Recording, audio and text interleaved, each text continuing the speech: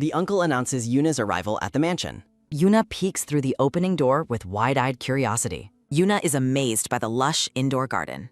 Yuna wonders if magic stones power the mansion's greenery. The uncle welcomes Yuelina to her new home. Yuna prepares to meet her unknown husband, the Grand Duke. Maids whisper insults, calling the new Duchess a southern barbarian. The staff mockingly speculates about Yuna's appearance and sass. Yuna reassures her uncle despite the servants' obvious hostility. Yuna prioritizes her tribe's safety over her personal pride. Yuna's radiant greeting leaves the judgmental maids completely speechless. A maid realizes the Duchess is far from a barbarian. Stunned servants compare Yuna's beauty to that of a goddess.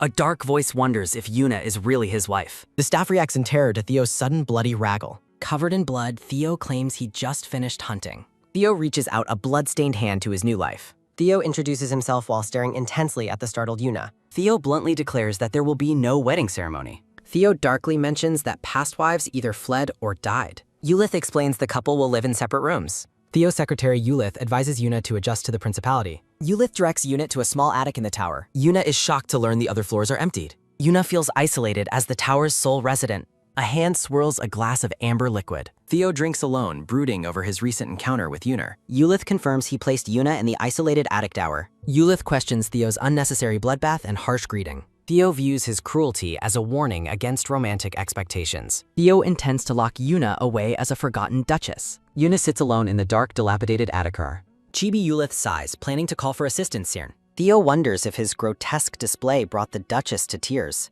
Eulith begins to report on Yuna's unexpected reaction. Theo stops mid-drink, surprised by the report he is hearing. Chibi Yuna laughs joyfully, unaffected by her surroundings. Yuna's room glows with a magical warm light. Yuna reaches out toward a pile of glowing magic stones. Yuna marvels at the incredible warmth provided by the stones. The scene shifts to the tropical shores of Luhai Island. Yuna's father forbids her from marrying a total stranger. Yuna explains that winter is threatening her ill-prepared people. Clenching a scroll, Yuna declares her mind is fully made. Luhai's residents panicking as a sudden cold wave hits. Legend speaks of magic stones that provide warmth in winter. The Emperor's deal is the island's only hope for survival. Yuna's father reminds her she is the sole tribal heir. Yuna accepts her duty to protect her people at any cost. A younger Yuna smiles peacefully amidst a field of flowers. Yuelina remains steadfast in her goal to save her people. Yulina clenches her hand, resolving to handle the challenges. Yulina reflects on her uncle and the kindness of Eulith. Yulina recalls the bloody Theo and his surprisingly warm hands.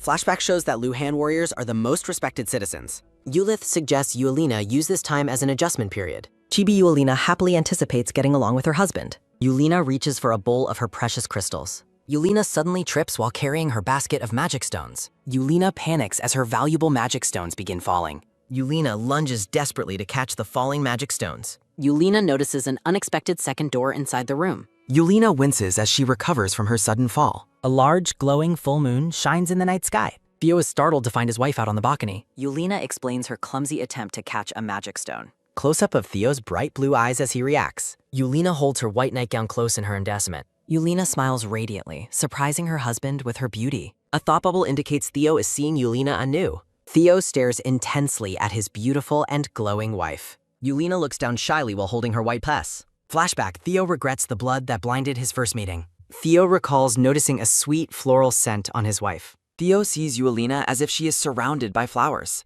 Theo observes how small and delicate his wife appears. Theo is mesmerized by Yulina's long and feather-like eyelashes. Blushing, Theo becomes confused by his own romantic thoughts. Theo orders himself to treat her as a duchess in name. Theo resolves to keep his heart closed to this wedding. Yulina looks at her husband with wide, innocent pink eyes. A text bubble declares that he will never love her. Theo decides to scold her harshly and send her inside. Shivering in the night air, Yulina looks back at Theo. Theo turns away, struggling to maintain his cold demeanor. Theo is suddenly shocked by his own blunt outburst. Theo realizes he accidentally voiced his harsh thoughts aloud. A title card introduces the legend of the Saintess. A statue depicts the Saintess as a messenger of Daphne. Glowing white feathers drift through a radiant golden light. Flashback, Theo calls for his secretary, Eulith, 2 months ago. Theo questions the coincidence of intercepted letters about the Saintess. Prophetic text describes sacrificing the Saintess with the red mark. Eulith reports that Delkin is an imperial spy monitoring Eurylina. Theo smirks, noting he lacks the imperial marriage engraving.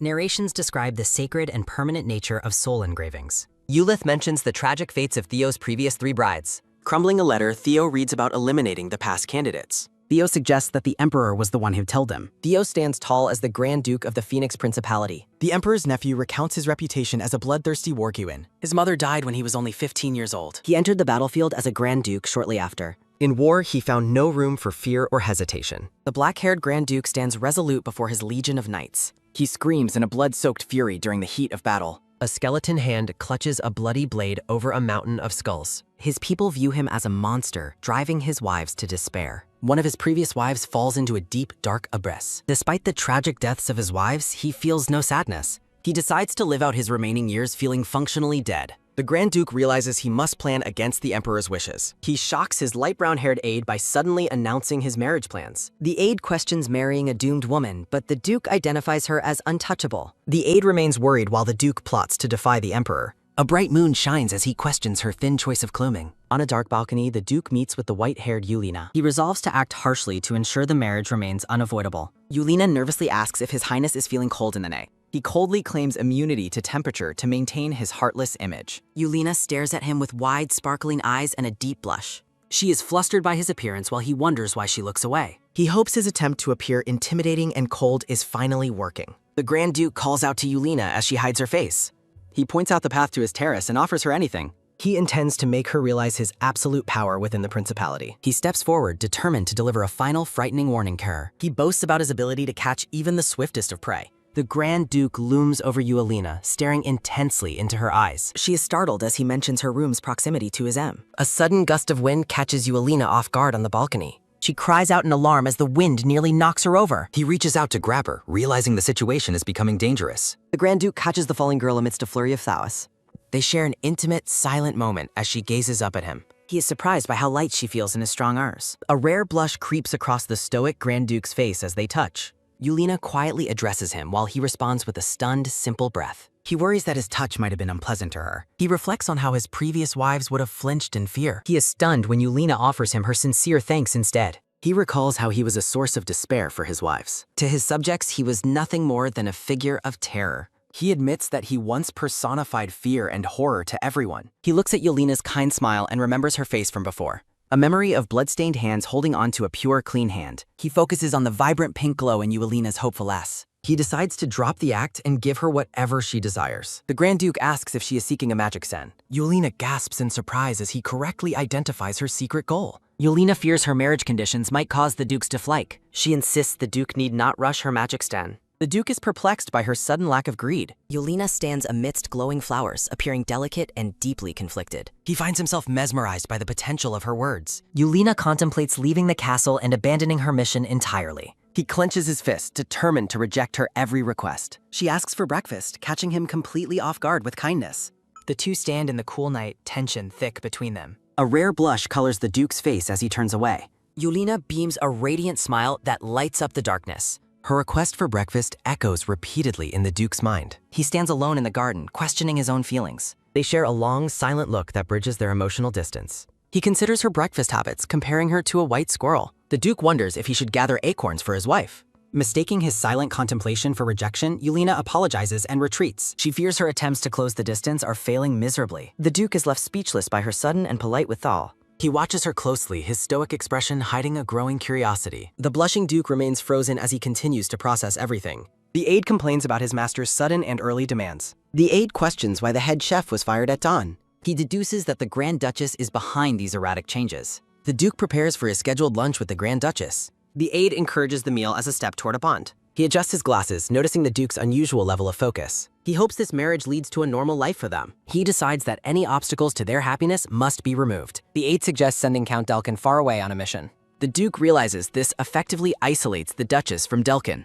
Yulina learns of the Count's sudden departure to the Northern Wall. She sits for tea with her uncle, feeling quite uneasy. Her uncle asks a shocking question regarding her marriage's consummation. Yulina turns bright red while vehemently denying any nighttime intimacy. Her uncle thinks her innocence makes her useless against the Duke. He resolves to coach her through the process of seduction. Yulina trembles as she is burdened with solving the refugee crisis. Her uncle warns that her current approach is failing to impress. He tells her the Duke is not fond of her owl. He demands she seduce him quickly to secure their magic stones. He suggests wearing revealing clothes, gesturing wildly with his hands. Alone, she repeats his scandalous advice with a massive blush. Her uncle shouts about flowy, fluttering clothing from the hallway. He leaves her with a final warning to remember his words. A beautiful day begins over the castle's lush green courtyard. Yulina stands on the balcony, reflecting on her uncle's harsh words. She realizes the air is turning far too cold for her. The Duke approaches and drapes a heavy cloak over her shoulders. He turns his head away, blushing slightly at the close contact. Yulina blushes while wearing the Grand Duke's oversized heavy cloak. The Grand Duke observes her with a calm but intense gaze. He suggests cutting the sleeves, but Yulina panics and refuses. She argues that folding the sleeves works and cutting is wasteful. The Duke abruptly asks if she met with Count Delkin earlier. He mentions Delkin's work assignment while secretly knowing her uncle's advice. He recalls her uncle demanding she seduce him as quickly as possible. The memory of her uncle suggesting revealing clothes makes him pause. He tells Yulina to ask him for anything she might need. Yulina hesitates to speak, prompting him to ask why she's stalling. He thinks about showering her with magic stones if she cooperates. A loud growl from Yulina's stomach breaks the silence between them. They stand awkwardly as the sound of her hunger echoes out. Embarrassed, Yulina explains she hasn't eaten since early this morning. She shouts her apology with a face turned completely bright red. The Duke blushes, wondering how a stomach growl counts as seduction. He finds her incredibly cute as she frantically fans her face. Later, the Duke sits alone, contemplating a tiny, long-tailed tit bird. His aide and physician watch him make a strange pinching gesture. David, the personal physician, is shocked to be summoned by him. David remembers his time treating wounded knights on the front lines. He reflects on how mental wounds are far harder to heal. David considers the Duke's emotional scars the most difficult to treat. He recalls the Duke always appearing indifferent and devoid of emotion. David assumes this sudden summons must be for a medical emergency. He asks if the symptoms are severe, and the Duke confirms. David urgently asks the Duke to describe what he is feeling. The Duke adopts a very serious expression while preparing to speak. Both the aide and the physician wait in tense, confused silence. The Duke claims he is raising a curse, startling the physician. He clarifies that he is raising a long-tailed tit instead. He describes it as white, fluffy, adorable, and smelling like flowers. The Duke is convinced this bird is casting spells on him. David asks for more specific symptoms as the Duke blushes deeply. The Duke slams his hand down, scaring the poor physician. He shouts that he feels a constant urge to see it. David and the aide stare at him in utter, speechless disbelief. The Duke continues his intense, rose-filled description of his symptoms. David realizes the Duke is finally becoming aware of his emotions. David stares at the blushing Duke, processing this strange new reality. David exclaims that the Duke truly has been put under a spell. He suggests showing the bird to someone else to check reactions. The Duke repeats the suggestion of showing her to someone else. David explains this will help him accept his natural emotional changes. The Duke agrees to David's plan after a brief, thoughtful pause. Surrounded by roses, the Duke finds the suggested treatment very reasonable. The scene shifts to the Duke's office as he works. The aide thinks he would have been affected too if true. The Duke calls out to Eulith to begin the next phase. He decides to take the Grand Duchess on a hunking date. The black-haired Duke orders Eulith to prepare thoroughly while the aide agrees. The Duke stops Eulith mid-exit, catching the blonde aide by surprise. He gazes out the window, noting the Grand Duchess is sensitive to the cold.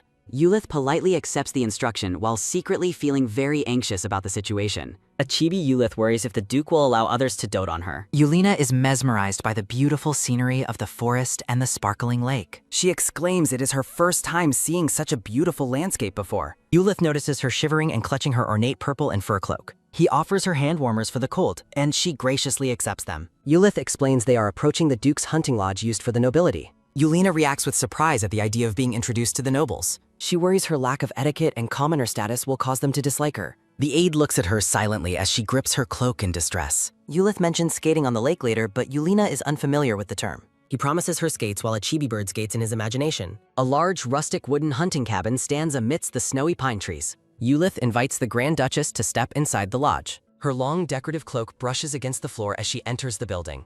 Yulina is startled to see three noblemen gathered around a table inside the lodge. A black-haired nobleman claims she is even more beautiful than the rumors suggested. The nobles laugh, suggesting the Grand Duke must be very pleased with his wife. Eulith steps forward, demanding the men show the Duchess proper respect and manners. The noblemen mockingly ask what they did wrong by calling a beautiful lady beautiful. One noble whispers cruelly that she was sold for a pile of magic stones. He boasts about his own wealth while Yulina trembles in the middle of them. A hand slams down on a table as the Duke's presence is suddenly felt. The Duke glares from the shadows, noting how noisy the room has become. The terrified nobles look up to see the Grand Duke on the balcony above. He descends the stairs while the men panic about their talk of siphoning magic stones. When asked why he isn't hunting, the Duke coldly reveals it was just cancelled. The Duke suddenly seizes the lead mocker by the neck with a glare. He promises the group that none of them will leave the lodge unscathed. He accuses the noble of stealing magic stones while choking him. The Duke demands to know if the man has more stones than himself. With a violent motion, the Duke hurls the man across the room. He orders them to listen carefully as he looms over the fallen noblemen. He offers to spare their limbs if they return all stolen magic stones. He threatens to remove their heads if they ever spread rumors about her. The nobles flee for their lives while shouting frantic apologies to the Duke. Yulina sits alone on a plush red sofa, looking pale and emotionally drained. She reflects sadly on never having heard such insulting remarks in her life. She feels deep regret for being unable to defend herself during the confrontation. Hearing a noise downstairs, she worries she has caused trouble for the Dip. The Grand Duke opens the door and enters her room with a stoic face. Yulina looks up in surprise and calls out to the Grand Duke.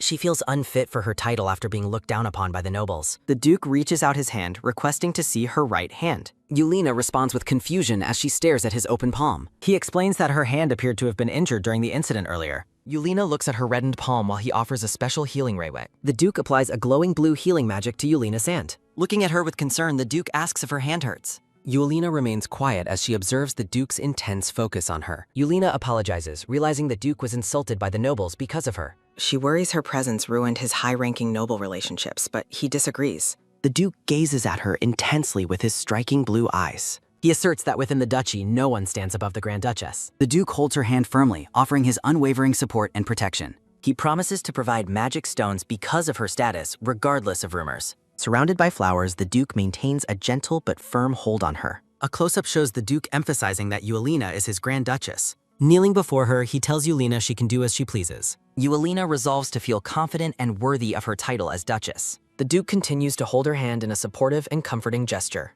Yulina pulls her hand away, blushing intensely at the sudden surge of embarrassment. Surprised, the Duke wonders if she is shocked by their permanent life together. Yulina shifts the topic, excitedly asking if they are going hunting now. She begins to undo her heavy outer cloak to reveal her hunting attire. Yulina mentions that Ulysses prepared the specific hunting outfit she is wearing. She reveals a form-fitting hunting outfit with a corset and dark tights. The Duke stares in shocked silence, a slight blush coloring his cheeks. Yulina explains the custom-made outfit shouldn't be wasted, while the Duke hesitates. The Duke realizes he has only ever seen her in loose-fitting clothes. He recalls seeing her in baggy, oversized dresses she bought without trying on. Yulina looks elegant in her new attire, surrounded by a soft floral aura. Chibi Duke covers his eyes, desperately trying to regain his professional composure.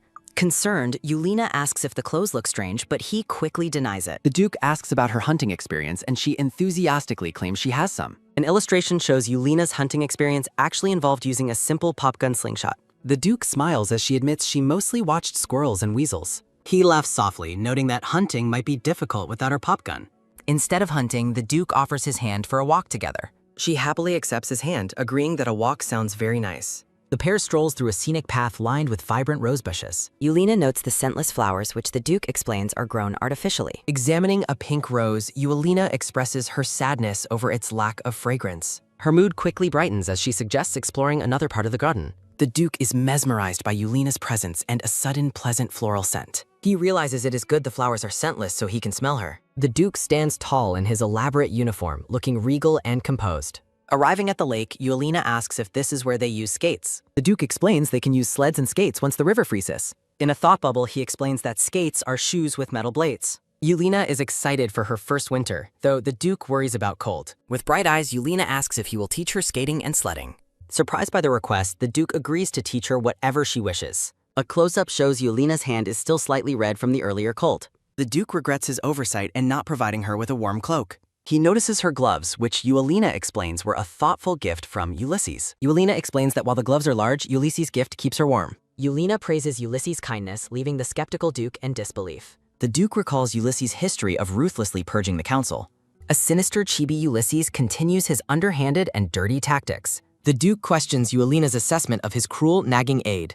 Ulysses wonders why the room suddenly feels so cold. The Duke decides to give Yulina a gift of his own. He believes a present will prove he is also thoughtful. The Duke dismisses several expensive jewelry sets as inadequate choices. Sitting at his desk, the Duke ponders the perfect gift. He continues searching through his collection for something truly special. The black-haired man reaches for a small red jewelry box. He opens the box to reveal shimmering red teardrop earrings. Ulysses enters the room to deliver an official report. He confirms the offending nobles have been stripped of their reims. The Duke remains silent, staring intensely at the jewelry box. Ulysses feels annoyed by the Duke's sudden focus on being considerate. The aide realizes the Duke is jealous of his gift. Ulysses is horrified that the Duke chose his mother's keepsake. He begs the Duke to reconsider giving away such a precious item. The Duke insists on giving Yulina something meaningful and valuable. Ulysses despairs over his inability to reason with the stubborn man. The Duke decides to deliver the earrings to Eulina immediately. A hand slides a heavy volume back onto a bookshelf. The Duke stands alone in his room, clutching the gift. He dismissively orders Ulysses to leave the room at once. Ulysses notices the Duke seems much more lively than usual. Holding the red box, the Duke walks through the dark hallway. He pauses outside the bedroom door after hearing a sudden noise. The Duke enters and offers a quiet greeting to his wife. Eulina stands in a revealing nightgown, looking completely caught off guard.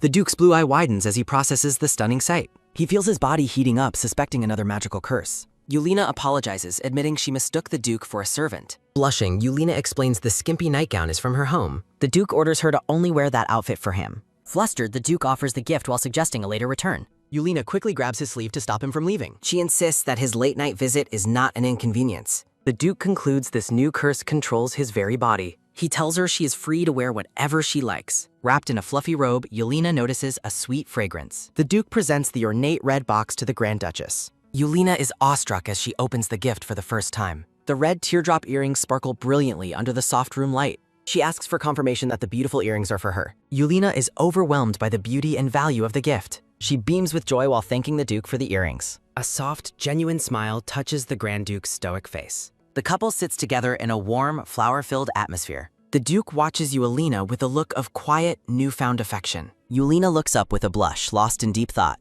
The Duke reflects on their future as a normal married couple. Relaxing by the fire, Eulina questions the Duke's high body temperature. The couple dines in the garden with their loyal staff attending. Eulina's personal maid, Rei, stands ready to serve her mistress. Rei reflects on volunteering for war to protect her sickly brother. In the past, the Duke personally taught Rei Anne a fight. The Duke gives instructions to young Rei during a training session. Rei's efforts eventually helped her side emerge victorious in the war. After winning the war, Rei earned an honorary title of knight. Rei noticed the Duke's lingering unhappiness even after their great victory. She retired from the knights to serve him as a maid. Eulina praises Rei's skill while having her hair brushed and styled. Rei appreciates the Duchess's kindness as Eulina thanks her warm one. The maid smiles, content with the gentle nature of her mistress. Rei hopes that Eulina's presence will finally bring the Duke happiness. The maid's mood sours upon noticing the Duke's upset demeanor. Eulina tries to make conversation, but the atmosphere remains cold. Rei internally fumes as the Duke ignores Eulina's polite garden remarks. The Duke bluntly admits his dislike for flowers, infuriating the maid. He declines tea with Eulina, opting to work alone in private. Rei and Ulysses are flabbergasted by the Duke's irrational behavior. Ulysses observes the Duchess, wondering how to bridge the social gap. Eulina worries she has done something to upset her husband. Ulysses pulls Rei aside to whisper a clever plan to her. Rei prepares to confront the Duke, while Ulysses suggests taking him outside. Rei lures the Duke away with news of training ground issues. The Duke excuses himself from the table to investigate the matter. Ulysses requests permission to speak privately with the Grand Duchess. He asks if Eulina received a gift from the Duke recently. Eulina learns the earrings are a precious keepsake of the former Duke. Ulysses reveals the jewelry belonged to the Duke's late mother. Eulina is stunned by the sentimental weight of the Duke's gift. Worried, Eulina asks Ulysses for advice on how to proceed. Ulysses leans in close to share a secret whisper with Eulina. Rei and the Duke walk through the estate's quiet wooded path. The Duke notices Rei's visible anger and questions her hostile expression. Rei scolds the Duke for being distant toward the Grand Duchess. He admits he believes Eulina dislikes him, causing Rei's shock. Rei stares in disbelief at the Duke's complete lack of awareness. She explains why his silent treatment would make anyone dislike him. The Duke asks if Eulina mentioned wanting to wear the earrings. Rei asks if the earrings are keepsakes from Grand Duke Karenrez. She realizes the Duke is sulking because Eulina isn't wearing them. Rei suggests Eulina is simply saving them for a special day. Realizing his mistake, the Duke is urged to apologize immediately. Eulina rushes toward them, calling out to the startled Grand Duke. Breathless, Eulina catches up to them with the red jewelry box. She mentions learning the earrings belong to his mother, surprising him. Eulina tries to return the gift, feeling it is too precious. The Duke clenches his jaw, thinking that his precious gift must feel like a burden. He concludes that it is fine, as her simply accepting the gift is meaningful enough. The Duke apologizes for the pressure, but Eulina quickly tries to explain her hesitation. He suggests she keep the earrings or accept another gift, but she disagrees. Blushing and distressed, Eulina insists that she really cannot wear the earrings right now. The Duke is startled by her sudden and emphatic refusal to wear his mother's keepsake. Eulina reveals the problem is that she has never had her ears pierced before. The blushing Duke is distracted by how small and cute her ears look up close. Eulina admits she needs help piercing them, while the Duke questions the necessity of the act. Eulina expresses a deep desire to wear the ruby earrings because they are so beautiful. She looks at him with pleading eyes, hoping he will help her wear the jewelry. Mesmerized, the Duke is struck by her beauty and her sincere desire for his gift. Sitting together, Eulina confirms her wish to try wearing the earrings for the first time. Eulina compares piercing to a needle-engraved mark given to her by her father. The Duke is shocked to realize she is referring to the red mark of a saint. Yulina admits she feels safe asking the Duke to help her with the piercing. He leans in close, gently cupping her face to perform the delicate task himself. Yulina's face flushes a deep red as she realizes how close the Duke has moved. He tells her to bear with the pain while he finishes the piercing quickly. Flustered, Yulina worries that her loud heartbeat will give away her inner turmoil. A small needle carefully and precisely pierces the skin of her delicate earlobe. Seeing a drop of blood, the Duke panics and asks if she is all right. He offers to call a doctor, but Yulina insists she can handle the minor injury.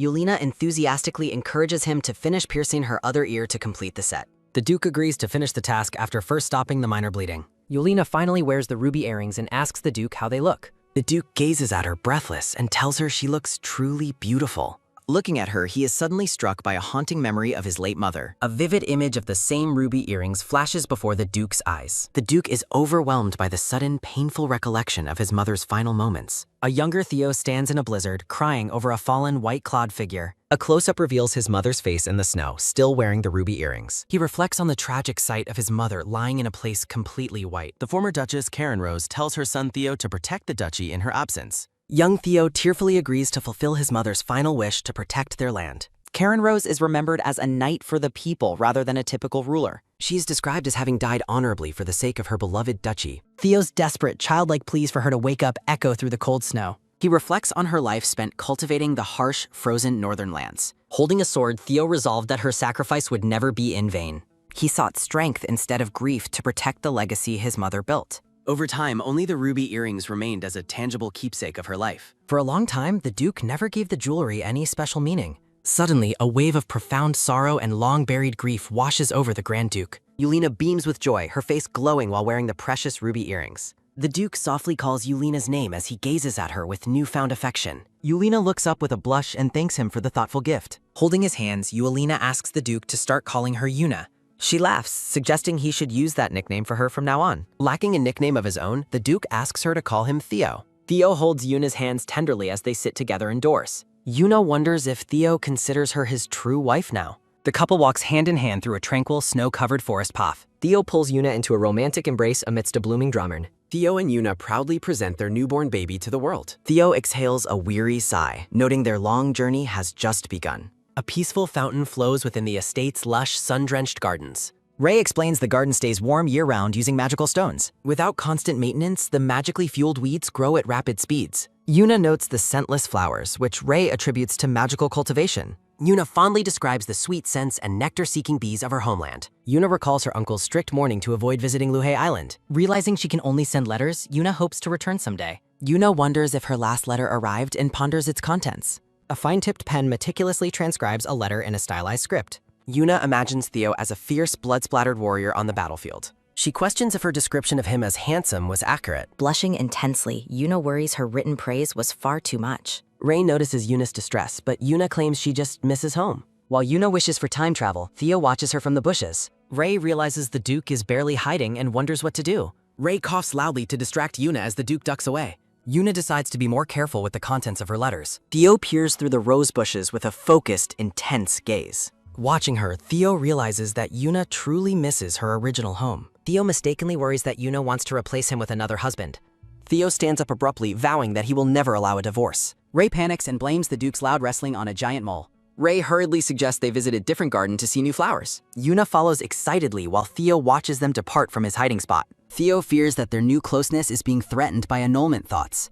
Theo clenches his fist, determined to never let his wife go. A powerful declaration affirms that Yulina is his one and only wife. The Grand Duke looks ahead with a cold, unwavering expression of resolve. Theo stands alone by the tall windows of the dark estate hallway. He gazes out from the balcony toward the distant, moonlit stone towers. A narration confirms that Yuna has resided in the duchy for months. Theo observes that Yuna enjoys her meals and praises the skilled chef. From above, Theo watches Yuna and Ray enjoy their daily garden walk. Theo reflects on her earlier words, regretting her deep desire to return. He calculates the long journey to Luhe Island, dreading any separation. Clinging to his chest, Theo refuses to accept a month-long absence. A sudden spark of inspiration strikes the Duke as he finds a solution. Theo plots to build a replica of her homeland village within his lands. He recalls that the magic stones were the reason she first arrived. Theo reasons that giving her more stones will ensure she never leaves. He vows to eliminate anyone from other empires who tries taking Yuna. Theo is startled by a sudden knock and the sound of the name.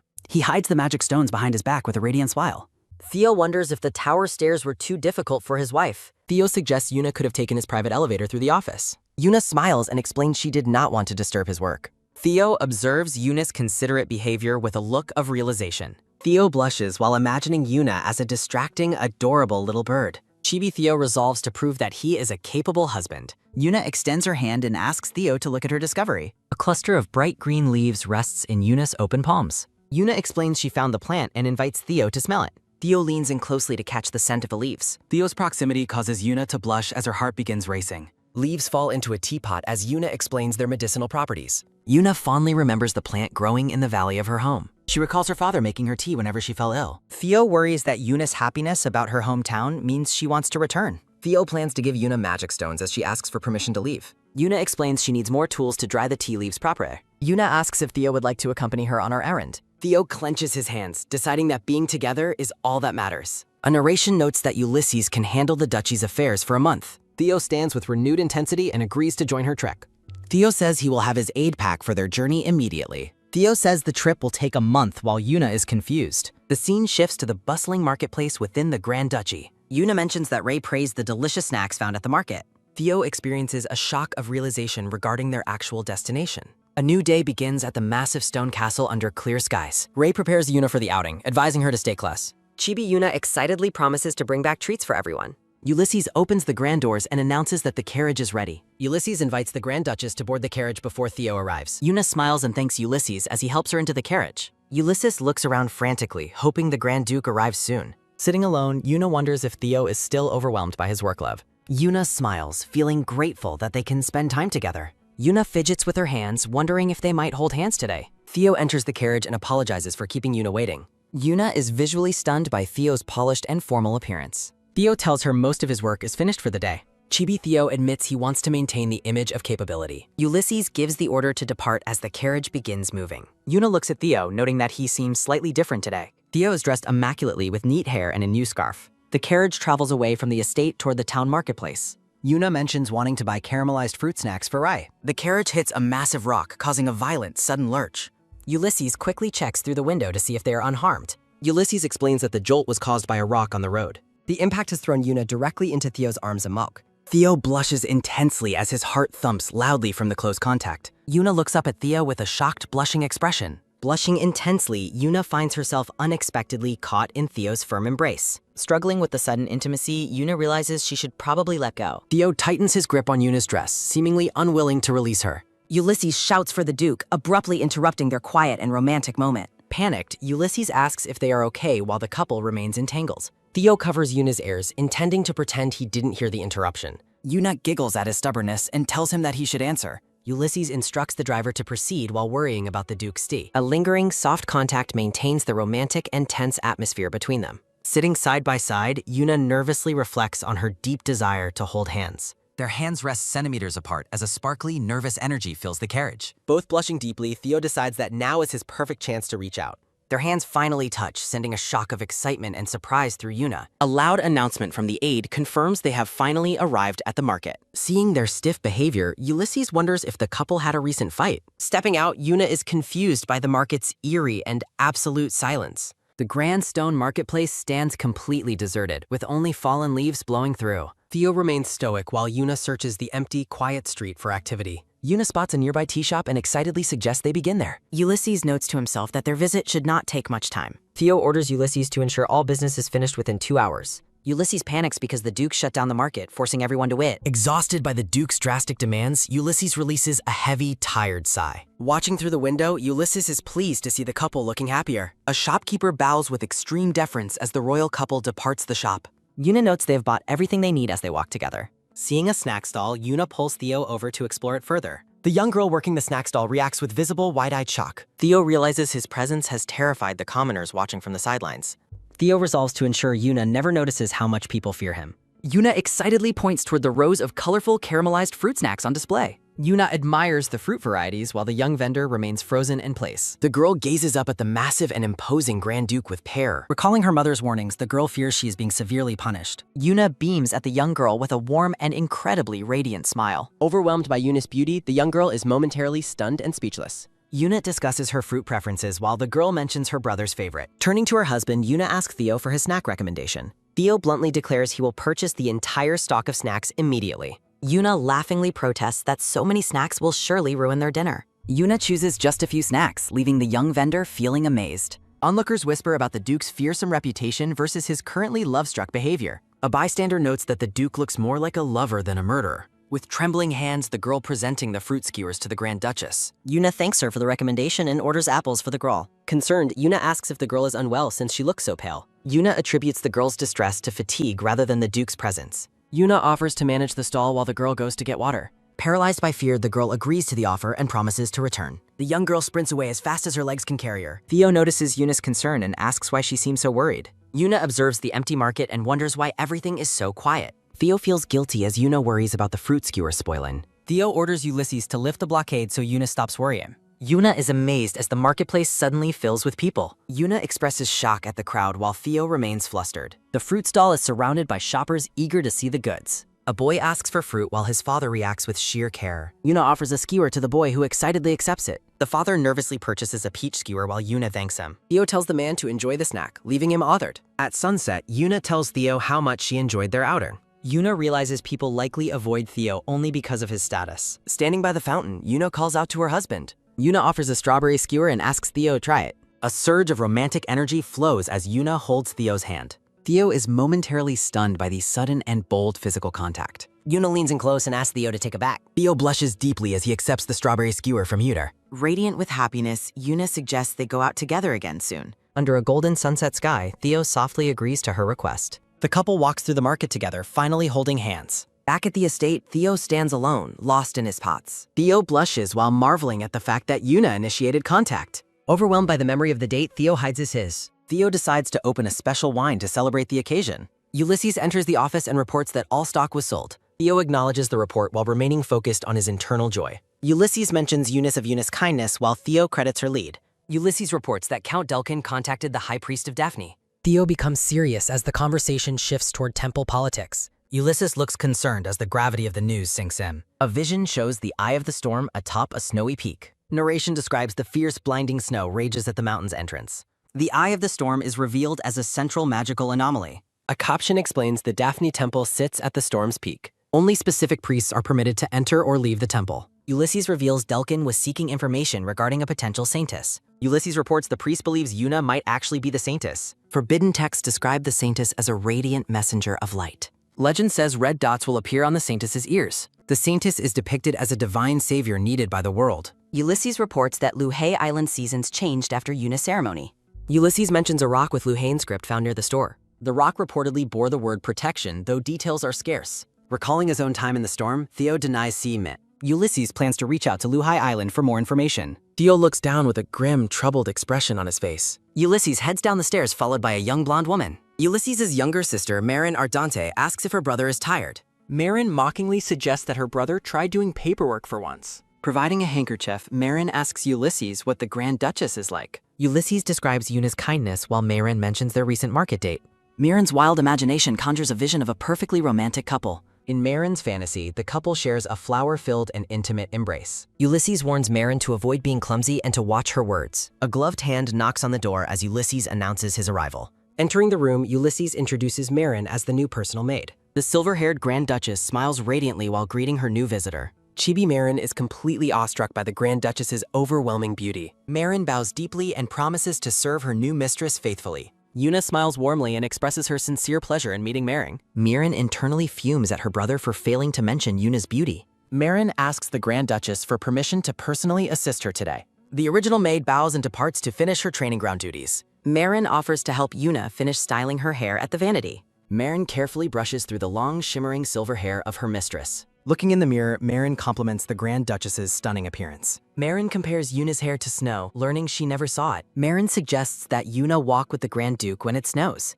Marin explains the romantic legend associated with watching the first snowfall together. A romantic couple stands together in a peaceful and snowy forest landscape. Marin describes the legend as romantic while pinning a golden hair bow. Reflecting on the legend, Yuna hopes for a long and happy life. Yuna imagines a romantic future with Theo as a real couple. Walking through the rose garden, Yuna calls out to Marin. Yuna asks Marin about typical recreational activities for people in the duchy. Marin asks for clarification regarding local festivals or famous dessert shops. Yuna mentions Theo's work-related absences and her desire to explore together. Blushing slightly, Yuna admits how much she truly likes her husband. Marin enthusiastically tells Yuna not to worry about her ambitious plans. Yuna thanks her and suggests they explore the marketplace together next. Marin suggests heading inside to decorate the empty rooms of the spire. A man in formal attire watches the pair from the garden pathway. Theo stands alone in the garden as Yuna calls out to her.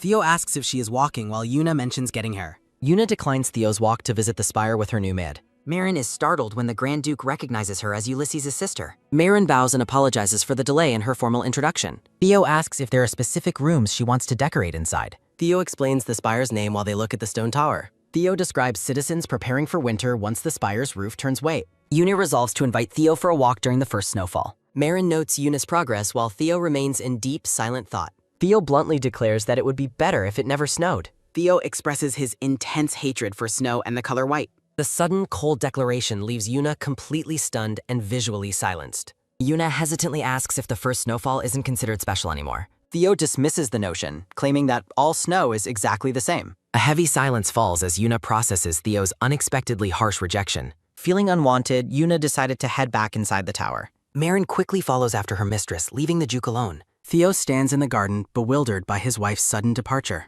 Theo remains confused by the Duchess's unexpected and cold reaction. Ulith waits outside the office, requesting permission to present a report. Theo grants his secretary permission to enter and deliver the news. Ulith reports that the Grand Duchess has stayed inside all day. Ulith notes Yuna focused on meals and cleaning within the tower. Slamming his desk, Theo demands to know why Yuna stopped Walker. Fearing for his life, Ulith carefully considers his next words. Ulith resolves to be completely honest with the Grand Duke. Ulith explains that the Duchess's behavior is a logical response. Ulith suggests Yuna is avoiding the Duke to prevent further conflict. Theo acknowledges that Yuna's hair is white after Ulith's inquiry. The secretary forces Theo to acknowledge that snow is also white. Ulith suggests Theo's hatred for snow implies hatred for his wife. Ulith clarifies that Yuna might interpret Theo's declaration that way. Ulith explains how people compare the Duchess's white hair to snow. Theo angrily insists that the two things are entirely different. Theo argues that Yuna's hair is far more beautiful than snow. Ulith emphasizes that the primary issue is the Duchess's wounded heart.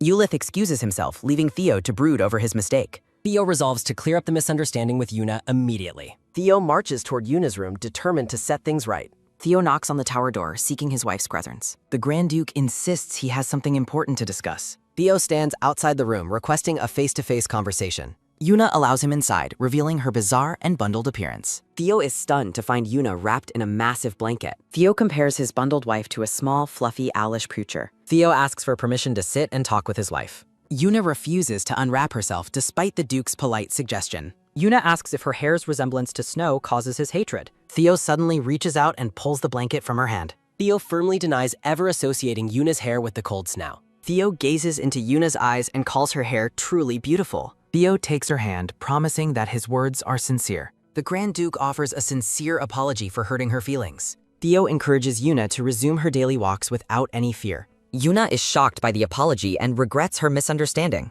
Theo admits he can't help but feel sorry for her. Theo admits he planned to prevent the Duchess from leaving. Yuna asks for the specific reason behind his intense snow hatred. Theo hesitates, showing vulnerability as he prepares to share his past. Theo reveals that the snow claimed the life of his lover. Theo describes the historical magic stone shortage that plagued his people. Theo and Yuna sit together while discussing the Eye of the Storm. The Eye of the Storm is a lethal, blizzard-prone mountain range. Duke Karenrose set out on a perilous journey to save her people. Theo laments that his mother never returned from the frozen waste. Theo explains how the snow buried his mother, leaving Yuna shocked. Theo reveals he blames the snow for preventing her rescuing. Theo laments his past helplessness while Yuna offers her heartfelt sympathy. Theo attempts to hide his sadness by claiming he is fine. Theo touches Yuna's earring, acknowledging her role as his Duchess. A genuine and warm smile finally appears on Theo's face. Theo suggests Yuna get some rest after their long talk. The Grand Duke stops suddenly, appearing flustered and caught off guard. Theo is embarrassed to discover they both secretly watch one another. Yuna boldly invites her husband to share a drink with her. Theo is surprised by the unexpected invitation to drink together. Yuna explains her belief that alcohol can provide comfort and relief. Yuna suggests alcohol grants courage, causing Theo's heart to throb intensely. Yuna recalls having a small glass of wine while on a boat. The Duchess looks radiant as she expresses her hope for courage. Theo agrees that sharing a drink is a very good idea. Time passes during a shimmering transition as Theo leaves the room. Theo returns with wine, worrying that he spent too much time. Theo pauses to check his appearance in a nearby mirror. Theo resolves to return to the training grounds to regain his fitness. Theo enters with champagne and apologizes for making his wife wait. Theo finds that Yuna has already fallen asleep on the bed. A chibi Theo wonders if his wife is truly fast asleep. Theo realizes Yuna is exhausted from cleaning the entire tower alone. Theo reaches out to dim the light of the magic stone. Theo decides it is acceptable to watch over his sleeping wife. Theo stares intensely at Yuna, captivated by her peaceful sleeping face. Theo experiences an internal conflict over his urge to touch her. Theo notices a single strand of hair resting on Yuna's mouth. Theo justifies his actions by noting it is only one hair. Trembling, Theo convinces himself that a light touch is perfectly fine. Theo leans in close, hovering just inches away from her face. Theo panics, wondering if he is being inappropriate while watching her. Theo considers this mental struggle harder than any torture he's endured. Yuna mumbles about the cold and reaches for Theo's arm. Yuna snuggles against her husband, finding comfort in his warmth. Theo's mental restraint finally snaps as Yuna holds onto her. Overwhelmed, Theo blushes intensely as his body stops obeying his mind. Yuna's pink eyes begin to open as she slowly wakes up. Rubbing her eyes, Yuna wonders aloud if she fell asleep. Yuna is startled to find Theo sitting right beside her bed. Yuna apologizes for dozing off and asks if he waited home. Looking completely drained, Theo insists he has not been waiting long. Theo suggests they try the sweet wine he brought for her. Miran bursts into the room to attend to the Grand Duchess. Marin is frozen in shock to see the couple together. Red-faced, Marin screams an apology and realizes her mistake. After Marin flees, Yuna realizes it is morning and questions Theo. Theo makes a clumsy excuse about the wine cellar's massive size. Yuna smiles and asks Theo to have dinner together to it. Yuna smiles and expresses her eagerness to taste the wine Theo chose. Theo looks at his wife in silence, appearing slightly flustered by her enthusiasm. Marin stands outside a dusty, web-covered room and apologizes to the Duchess. Marin promises to leave quietly if the Duchess does not respond next time. Yuna reassures Marin while the maid worries about the Duke's potential hatred. While cleaning the tower, Yuna asks Marin about the Duke's late mother. Marin describes the late Duchess Karen Rose as a highly respected and admirable leader. Miran explains how Karen Rose vanished during a perilous mountain investigation for her people. Marin recounts how Theo nearly died searching for his mother in lethal blizzards. Marin notes that Theo's personality changed significantly after surviving those frozen wastes. Yuna sympathizes with Theo's past trauma and fully understands his hatred for snow. Under the moonlit sky, Yuna softly calls out her husband's name.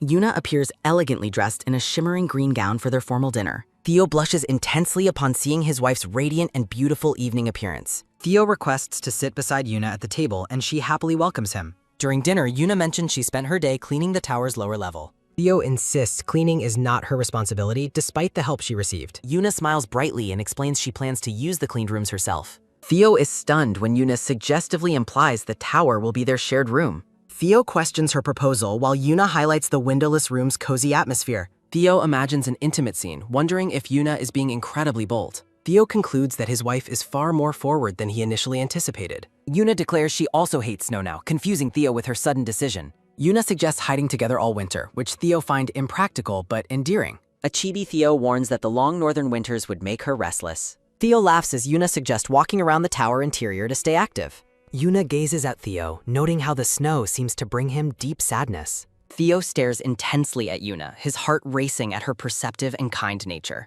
Theo expresses a sincere desire to learn more about her to avoid past misunderstandings. Theo gazes warmly at Yuna, asking for the chance to know her about her. Yuna begins sharing her past, mentioning her mother's early death and her father. Yuna recalls lighting bonfires to prompt her father to talk about her late mother. Yuna explains how the crackling fire helped her father open his heart to her. Theo agrees to light a winter bonfire as he pours the pink wine. Theo emphasizes the importance of total honesty between a husband and a wife. Yuna hesitates, looking pensive as she considers the weight of her husband's request. Yuna watches her reflection in the wine, lost in her own private thoughts. Yuna looks back at her husband with a soft and grateful expression. Theo proposes a celebratory toast for the arrival of the coming winter season. Euless abruptly interrupts the couple's intimate dinner with an urgent shouting announcement. An annoyed Theo demands an explanation for the secretary's sudden, unannounced intrusion. Euless reports that a visitor named Asarum from Luhe Island has arrived. Yuna stands up in excitement, identifying Asarum as her very dear friend. Yuna asks to greet her guest immediately, and Theo decides to accompany her. Yuna hums happily while Theo watches her departure with a flustered expression. Euless stops the Duke to provide one more crucial detail about the new visitor. Theo is taken aback when Euless clarifies that the Duchess's visitor is a man. Yuna rushes into the reception room as a tall visitor stands waiting. Asarum, the handsome successor of the Apan tribe, greets Yuna with a warm smile. Yuna joyfully throws her arms around Asarum, embracing her friend with genuine delight. Asarum asks Yuna how she traveled so far, and she explains she came simply because she wanted to see him. Theo and Ulysses watch from a distance, paralyzed with shock as the two friends hold hands. Fuming with jealousy, Theo realizes the level of intimacy between them means he must be extremely cautious. Yuna introduces a serum to Theo, describing him as her closest childhood friend since they were very small. Theo repeats the phrase about being a closest friend with a dark and menacing expression. Theo and Asarium stand face to face as Asarium offers a casual greeting to the Grand Duke. The handsome visitor from Luhei Island officially introduces himself as Asarim. Asarim extends his hand for a greeting, while Theo stares at him with cold, judgmental eyes. Theo's eyes glow with suspicion as he questions the tone of the visitor's previous remark. Theo questions Asarim's words, while Yuna flusteredly explains that her friend finds formal etiquette quite awkward. A tiny chibi Yuna scolds Asarim, reminding him he must use formal speech when addressing the Grand Duke. Asarim asks if a more formal greeting would be more appropriate for the current situation. Theo remains silent, staring blankly at the visitor's outstretched hand with an unreadable expression. Deciding not to put Yuna in a difficult position, Theo reaches out to shake hands with Asarim. Theo forces a smile while greeting Asarim, despite internally fuming over the man's previous embrace with Yuna. Asarim looks down at his hand, which is red and trembling from the Duke's incredibly powerful grip. Asarim asks Yuna if this massive man is a person or a beast, causing her to panic at his rudeness. Theo curiously asks Yuna what they were just discussing in their private language, making her look nervous. Theo is privately convinced that the visitor was bad-mouthing him in a language he could not understand. Yuna demands Asarim speak the common language from now on, and he playfully agrees to her request. Asarim asks if he can join the couple's meal, leaving Yuna surprised by his bold and sudden request. Theo decides to use this meal as a chance to demonstrate his generosity and maturity as a husband. Theo agrees to the request with a stiff and formal acceptance. Theo invites Asarim to join them for dinner if he is feeling hungry.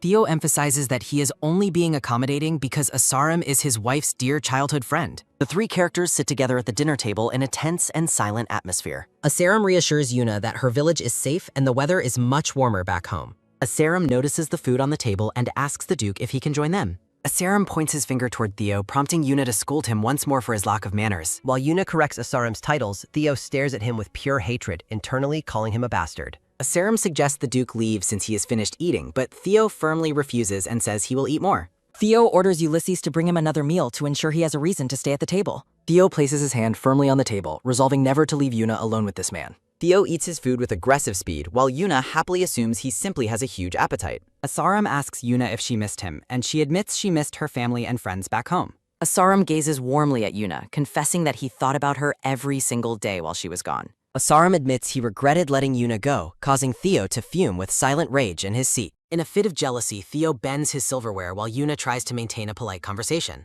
Yuna explains how well she is cared for, highlighting the support she receives from Ulysses and the staff. Yuna glances over at her husband as she prepares to share her feelings about him. Yuna expresses her gratitude, mentioning that Theo is a very considerate and kind man toward her. Yuna places her hand gently over Theo's, looking at him with a soft and sincere smile. Theo tells Yuna his kindness is only natural and promises to provide anything she might ever need. Asarim admits he is relieved to hear that the Grand Duke treats his childhood friend with such respect. Asarim reveals his initial fear that Yuna would be mistreated or looked down upon in this unfamiliar place. Theo stares intensely at the guest, realizing that Asarim's visit had a much more serious underlying purpose. Asarim claims that Yuna would have married him instead, using the term fiancé to describe their bond. Theo dismisses the claim with a cold smirk, calling the idea of them being engaged utter nonsense. Theo explains the meaning of his insult, while Asarim demands to know why the idea is so ridiculous. Theo asserts the marriage never happened and never will, while Yuna asks Asarim why he keeps bringing it up. Yuna scolds Asarim for his behavior while he looks on sheepishly. Yuna apologizes in her native tongue, wondering if she was too harsh in testing Asarim's character, while he questions her specific motives. Theo remains annoyed and confused by the foreign language, while Yuna calls out to Asarim once more. Yuna tells Asarim that she wants to support Theo and that his current behavior makes her feel incredibly uncomfortable. Asarim looks down with a serious and contemplative expression. Asarim apologizes for his jokes going too far and thanks Theo for taking good care of Yuna. Asarim laughs while rubbing his head, attempting to lighten the heavy and tense dinner atmosphere. Theo asserts that protecting and caring for Yuna is his natural responsibility as her husband. Asarim notes that Yuna's wish for a dependable partner came true, while Theo remains silently skeptical. Theo privately thinks that Asarim is acting pleasant on the surface, but remains a rotten person underneath. Theo suggests retiring for the night, prompting Asarim to boldly ask for the location of Yuna's private room. Theo explains they sleep separately, but Asarim suggests staying up all night to chat with Yuna. Theo firmly directs Asarum to the guest room on the mansion's 3rd floor to end the conversation. Theo clenches his fist and flatly refuses when Asarum suggests sleeping in the same room as Yuna. Achibi Asarum explains that friends sleeping together is a common custom back on Ruhei Island. Achibi Theo coldly informs the visitor that no such custom exists in this northern land. Theo fumes with visible rage while Yuna watches the confrontation with a startled and worried expression.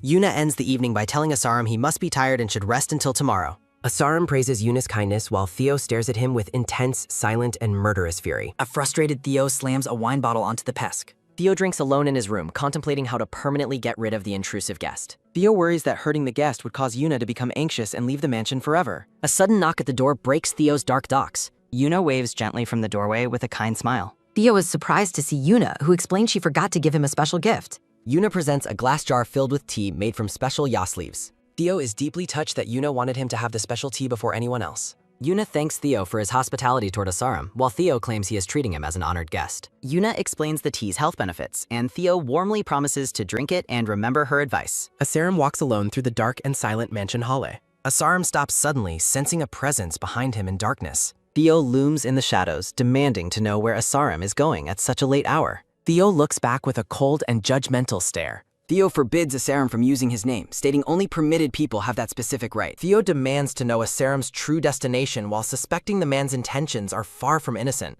Asarum claims he is simply unable to sleep and intended to go see Yuna in her room. Asarum mocks Theo's jealousy before the Duke asks when the visitor is planning to finally leave. Asarum pauses while walking, explaining he had originally planned to depart very soon. Asarum decides to stay much longer after witnessing Theo's possessive behavior and true nature tonight. Theo questions Asarum's responsibilities as an heir and asks why the man even holds that title.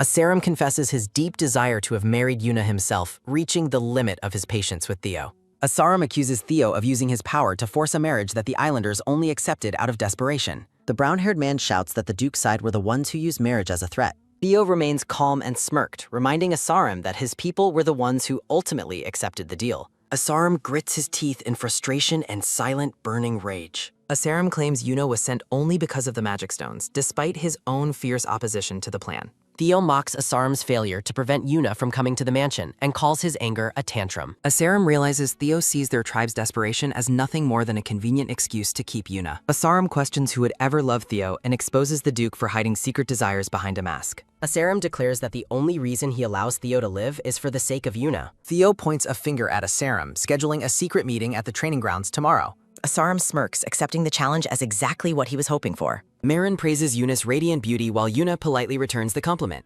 Marin mentions hearing about a visitor, asking if the secretary had already informed Yuna.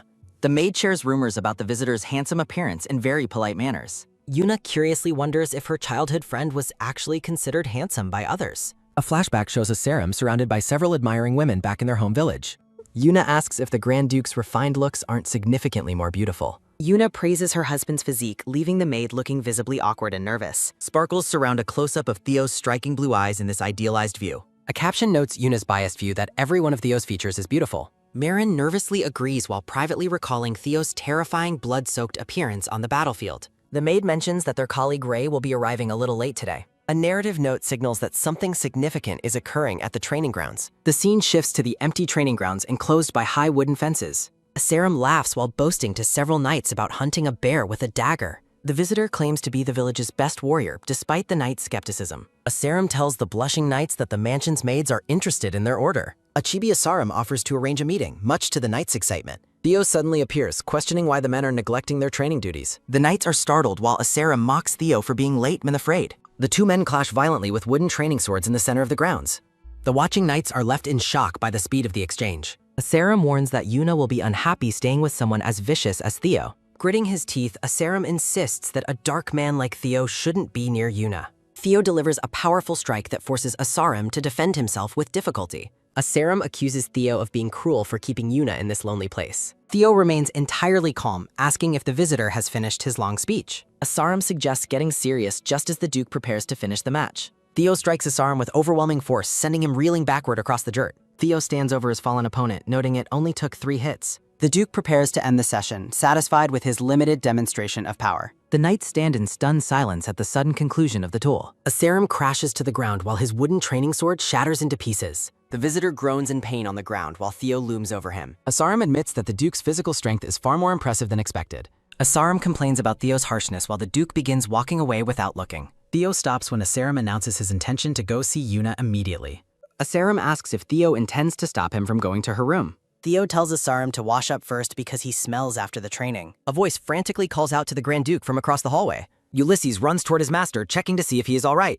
Ulysses notes the visitor took a beating while Theo wipes sweat from his chest. The secretary panics at the sight of blood, but Theo dismisses the minor injury. Ulysses expresses surprise that the visitor's combat skills were actually quite legitimate and strong. Theo acknowledges Asarum's agility while Ulysses wonders why the Duke only hit him thrice. Theo reveals that allowing the visitor to land several hits was actually intentional. Theo explains he took hits because he felt he obtained Yuna too easily. Yuna is shown in a symbolic vision surrounded by dark thorns and blooming roses. Theo's eyes narrow as he resolves that he has no intention of letting Yuna go. Theo smirks and tells Asarum to go ahead and see Yuna. A heavy boot steps onto the debris of the shattered staircase. Asarum stands before the broken stairs, fuming at the Duke's actions. Back in his office, Theo calmly reviews documents at his desk.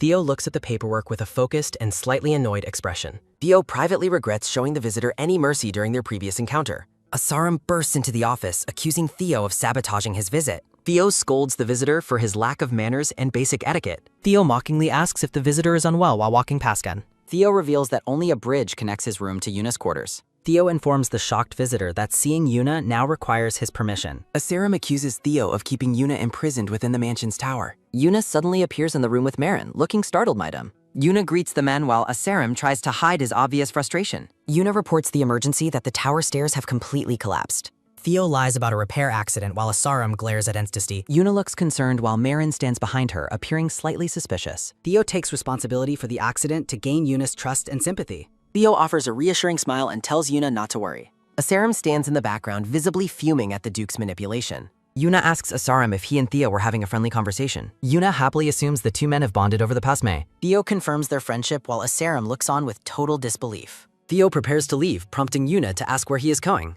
Yuna announces her plan to work in the garden with Marin today.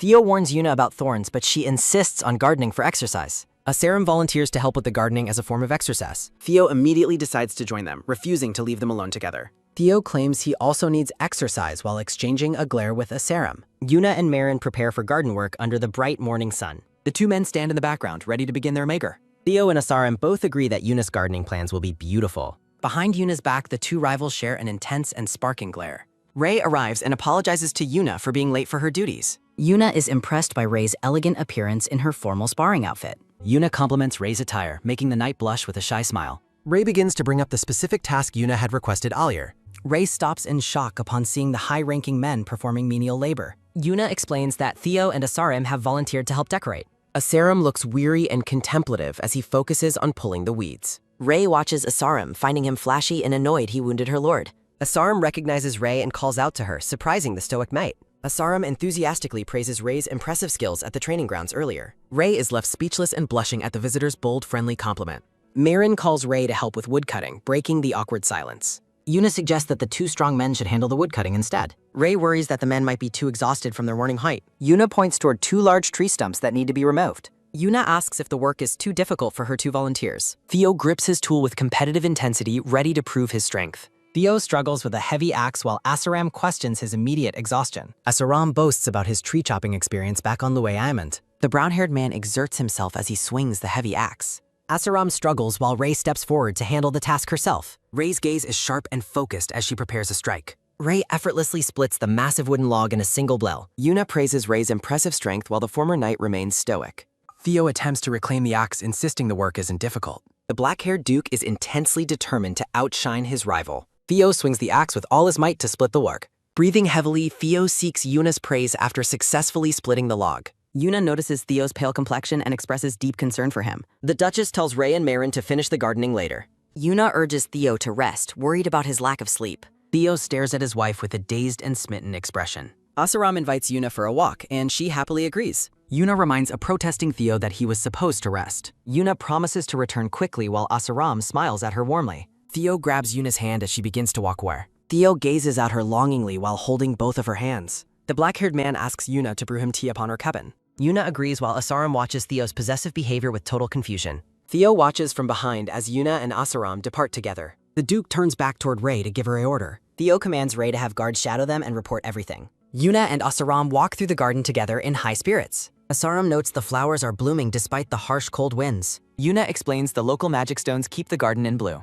Asaram mentions the river freezing in winter while glancing at Yuba. Narrative text notes that multiple shadows are following them through the trees. Asaram suspects Theo sent the many spectators to watch their walk. The brown-haired man notes the beauty of the path they're walking. Looking at the scenery helps put the silver-haired Duchess at ease. Asaram recalls that Yuna has loved long walks since her childhood. Asaram reminisces about their shared happy moments before the cold arrived. Clenching his fist, Asaram decides there is only one way forward. Asaram points to a cabin and Yuna confirms it is V-Earth. Asaram invites Yuna inside the cabin to discuss a recent tournament. Yuna enters the building while hidden shadows watch from the Shroudray. Once inside, Asaram suggests they speak in their native Luhaian language. Yuna is delighted to hear about Suma winning the warrior tournament. Asaram explains he missed the event while helping his busy father. Asaram makes Yuna laugh by imitating his father's strict and overbearing nature. The Duchess laughs heartily at the stories of their home island. Yuna pauses her laughter to ask how her father is doing. Asaram reveals her father has become a recluse since she left. Asaram insists that Yuna should tell her father about her happiness herself. Yuna explains she must stay for a year for appearance's sake. Asaram produces a scroll and tells Yuna she denigna. Standing in the light, Asaram smiles while holding the mysterious scroll. Ulysses enters the room while Theo begins a conversation. A shirtless Theo asks about Yuna's location, shocking the messenger. Ulysses notes Theo's incredible healing speed and asks about the Duchess. Theo is confused when told he returned much earlier than expected. Ulysses apologizes for telling Yuna to visit later while Theo slept.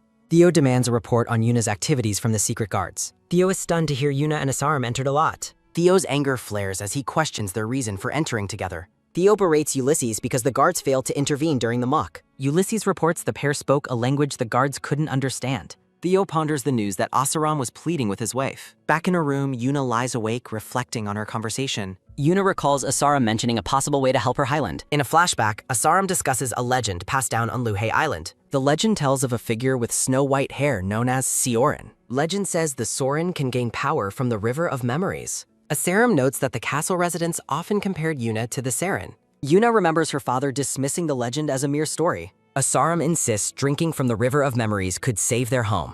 Asaram claims he found a lead about holy water at the temple. Asaram urges Yuna to visit the temple and drink the water. Asaram admits his source is untrustworthy but remains desperate for a solution. He explains his desire to protect Yuna from being labeled a thief. Yuna is moved and claps Asaram's hand in a show of support. Yuna promises to help the island and discuss the matter with Theo. Asaram cautions Yuna against mentioning the jade or the river to Theo. In the present, Yuna sighs in hopes Asaram's plan will work. She imagines the islanders finally being free from the eternal cold. Yuna envisions her father regaining his lost strength and vitality. The silver-haired Duchess blushes while thinking about her growing feelings for Theo. Yuna wonders if Theo views her positively after their recent walk together. Yuna feels a sense of joy, believing Theo is finally relying on her. A sudden realization strikes Yuna, causing her eyes to widen.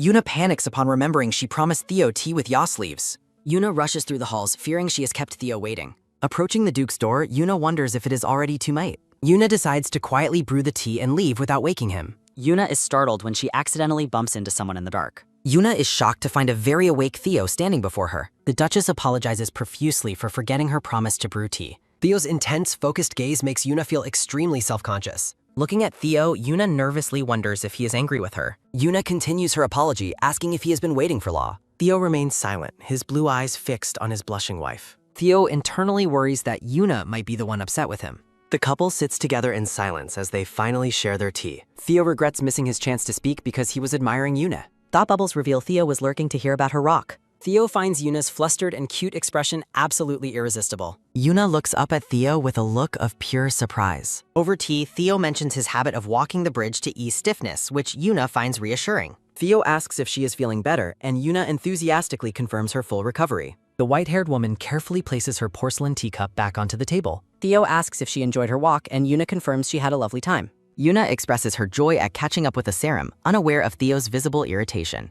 Yuna asks Theo about visiting a northern temple, catching him off guard with the request. Theo's mood sours when Yuna admits the trip was originally Asaram's idea. Theo explains that getting permission to enter the Temple of Phoenix is a difficult process. Theo offers a bright, knowing smile as he considers the upcoming visit. Dressed in formal green and gold, the Duke is addressed with high respect. The secretary provides Theo with a special item to give to Yuna during her prayers. A brief note suggests that the upcoming outfit will suit Yuna perfectly.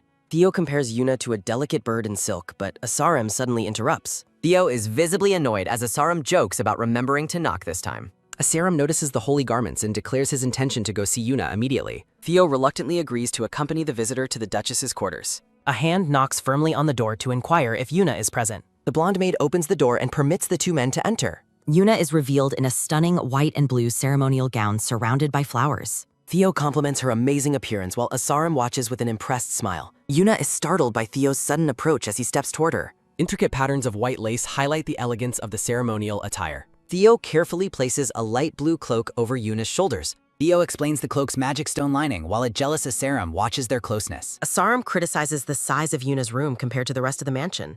Yuna defends her cozy room, but Asarum expresses dissatisfaction with her living conditions. Yuna insists she chose this life, leading Asarum to question if she fears Theo. Asarum claims everyone in the mansion is on edge due to the Duke's presence. Yuna scolds Asarum and reminds him that Theo facilitated their temple visit. Asarum apologizes for upsetting her, claiming he was merely repeating common rumors. Theo suggests they focus on the temple's beauty instead of further bickering. Yuna apologizes to Theo while Asarum leads the way out of the road. Theo privately resolves to endure the visitor only until his inevitable departure. Asarum looks back with a serious and contemplative expression as they walk. The Grand Temple of Phoenix stands under a bright, clear sky. The trio enters the pristine white hallways of the holy temple grounds. A voice frantically calls out to the Duke from across the Zal. Lambros, the high priest of the Temple of Phoenix, appears looking quite startled. Lambros is shocked by Theo's presence, noting the Duke usually avoids such holy places. Theo asks if there is a problem with his arrival, prompting frantic apologies. Theo orders the priest to guide the Grand Duchess, leaving Lambros utterly bewildered. The priest's mention of the missing wedding ceremony causes Theo's temper to flare. Lambros bows deeply in apology for his rudeness toward the unexpected Grand Duchess. The high priest is suddenly struck by Yuna's ethereal and radiant beauty. An idealized golden statue of the goddess Daphne stands in resplendent light. Lambros believes Yuna is the living incarnation of the goddess herself. Theo glares at the priest, silently commanding him to keep his thoughts private. Theo stops Yuna for a brief moment before she proceeds further. Theo gently places a lace veil over Yuna's head, receiving her soft thanks. Yuna heads off to pray while Theo promises to wait for her return. The small maid instructs the two men to follow her inside. Theo and Asarum stand in a grand room waiting for Yuta. Asarum suspiciously asks if Theo planned this temple visit from the beginning. Theo reveals he investigated the details of how Asarum entered the duchy. Theo notes that Asarum spent a significant amount of time in Pios. Asarum flinches, visibly shaken by the Duke's knowledge of his past. Asarum questions if the Duke has been digging into his personal history. Asarum sits and accuses Theo of spying on him like a criminal. Theo claims he only wants Yuna, but Asarum accuses him of sugarcoating. Asarum claims he knows Yuna well enough to know she is unhappy. Asarum boldly asserts that Yuna would have been happier married to him. Theo tells Asarum to stop whining and calls his feelings truly disgusting. Asarum stands up and shouts, questioning if Theo has investigated himself. A blood-red vision depicts Theo as a demonic killer who topples nations. Asarum brings up rumors about Theo losing his sanity after his mother. Theo grabs Asarum's collar, ordering him to shut his mouth immediately. Yuna opens the doors and calls out to Theo in total shock. The white-haired woman stands frozen, horrified by the violence in the room. Yuna shouts for Theo to stop his aggressive behavior toward their guest. Theo releases Asarum, who gasps as Yuna rushes to check his well-being.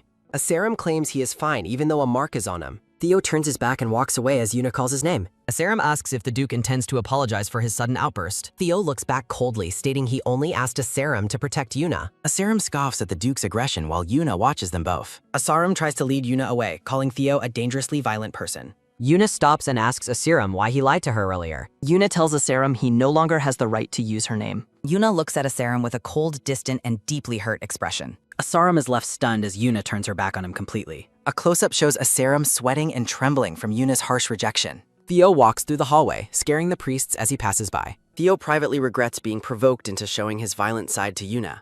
Theo considers Yuna's reaction and fears he has ruined her trust. Theo punches a stone pillar in a fit of rage and frustration. Theo leans against the cracked pillar, terrified that Yuna will leave him. Theo realizes that Yuna will eventually discover the truth of his identity. Theo resolves to keep Yuna captive even if she hates him forever. Yuna suddenly calls out to Theo, appearing through a purple haze. Theo clenches his bloodied fist, determined to never let her run away. Yuna runs toward her husband, her ceremonial dress trailing behind her. Yuna scolds Theo, saying he should have hit Asarum instead of Starum. Yuna expresses deep concern for Theo's bloodied and injured hand. Yuna jokingly asks if the Grand Duke is actually afraid of doctors. Yuna tells Theo to be brave so his wound can heal quickly. Theo suggests seeing a shrine priest instead of a traditional physician. Yuna offers a bright, radiant smile that catches Theo off guard. Theo blushes and smiles softly, comforted by Yuna's unexpected kindness. The couple enters the medical room, surprising the priest at the desk. Theo politely asks the attendant to give them a moment of privacy. Theo aggressively orders someone to move, eliciting a cry of terror. Yuna watches a priest flee and considers personally treating Theo's wound. Theo dismisses the need for a priest while Yuna asks him to rate. Yuna instructs Theo to sit so she can clean his bloodied hand. Holding his hand, Yuna warns Theo to endure the upcoming medical treatment. Yuna blows on the wound, causing Theo to blush and groan flusteredly. Yuna asks if Theo was lying about the injury not causing him pain. Theo directs Yuna to apply the medicine directly onto his injured hand. A vibrant green healing liquid is poured carefully onto the open wound. Theo explains that the medicine's effectiveness is due to infused divine power. Theo asks for Yuna's hand, momentarily ignoring his own healing injury. A soft glowing light surrounds the couple as they hold hands gently. Yuna reveals she overheard their previous conversation while seeking a temple guide. Yuna apologizes for Asarim's rudeness, which Theo dismisses as being perfectly fine. Theo characterizes the earlier conflict as a mistake and suggests moving forward. Theo tells Yuna his regret far outweighs any she might feel herself. Yuna responds with a lighthearted laugh, puzzled by Theo's earnest, cryptic words. Asarim suddenly bursts into the room and frantically calls out for Yuna.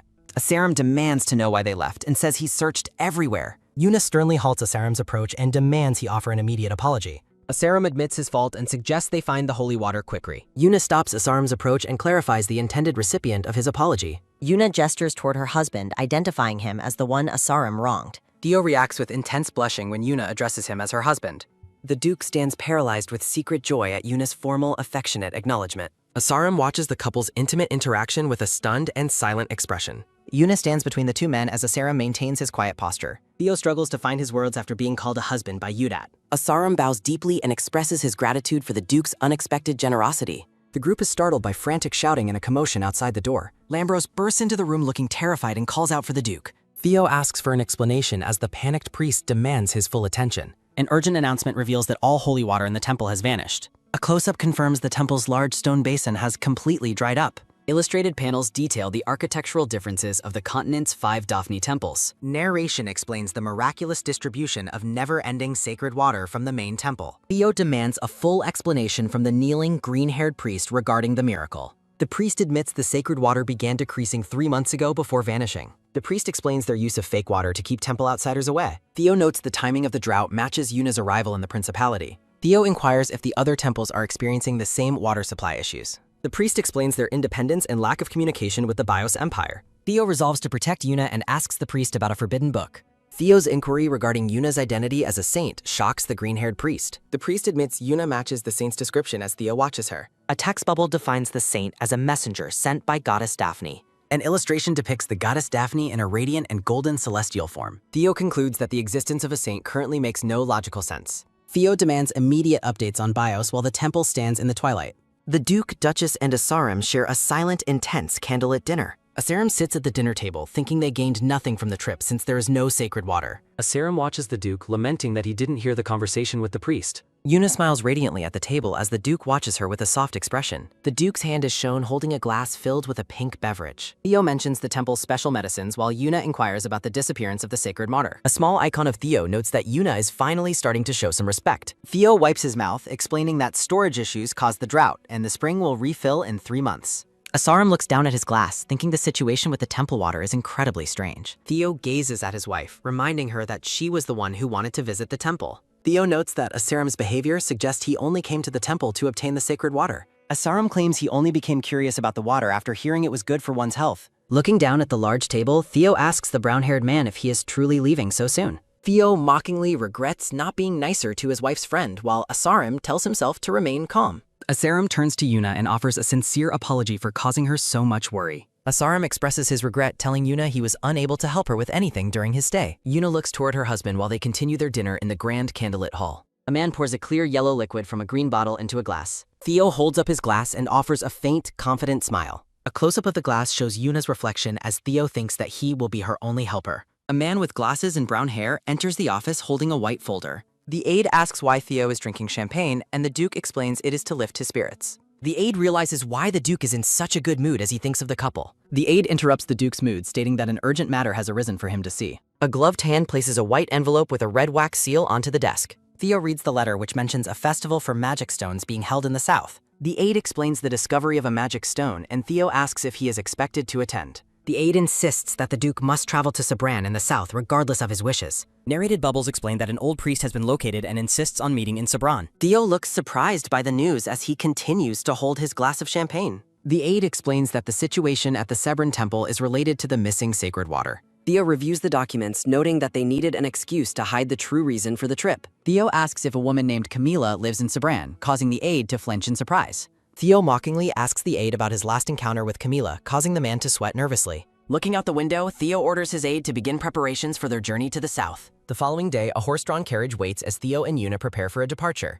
Yuna expresses regret over the short visit, while Asarum notes he must return to his tribe. Asarum looks at the carriage, thinking about how much effort went into developing the northern lands. Asarum says goodbye to Yuna, calling her by her full name as she brings up their previous argument. Yuna acknowledges he spoke out of anger and asks what he is holding in his hand. Yuna holds out a stack of letters and asks Asarum to deliver them to her father. A vision shows Yuna writing letters at a desk, noting she has written to her father daily. Asarum looks at the letters, realizing that Yuna still deeply misses her home on Luhe Island. Theo approaches the pair and asks if Yuna's friend is already prepared to leave the Dakchi. Theo explains he prepared a gift of magic stones for the trip as servants move large crates. Asarum thanks the Duke, noting he is concerned because the destination is where Yuna's father lives. Asarum calls out Yuna's name one last time before his departure from the estate. Asarum pulls Yuna into a sudden hug, thanking her for the welcome while Theo watches with irritation. Asarum smiles warmly and suggests that they meet again on a much brighter, sunny day. Yuna smiles happily and agrees to the brown-haired man's request as they embrace. Yuna waves goodbye to the departing carriage while Theo stands beside her with his hand on his hip. Asarum sits inside the moving carriage, resolving to head toward the Bios Empire. Looking out the window, Asarum thinks about finding the source of the sacred water. Asarum holds the stack of letters from Yuna with a grim expression. Resting his hand on the envelopes, Asarum silently apologizes to his friend. The carriage departs through the gates as Asarum vows to deliver the letters. Back at the estate, Yuna sighs while sitting alone at the Babel. Theo asks Yuna if something is bothering her while they share tea. Yuna admits she feels regret for being too cold toward Asarum earlier. Irritated, Theo privately considers that he should have simply removed the man. Theo turns his attention to a mustachioed chef standing near the doorway. The chef bows respectfully and confirms he will follow the Duke's orders. Yuna looks up in surprise as a new dish is brought to her. 2 golden chestnut-topped desserts are served on a decorative white plate.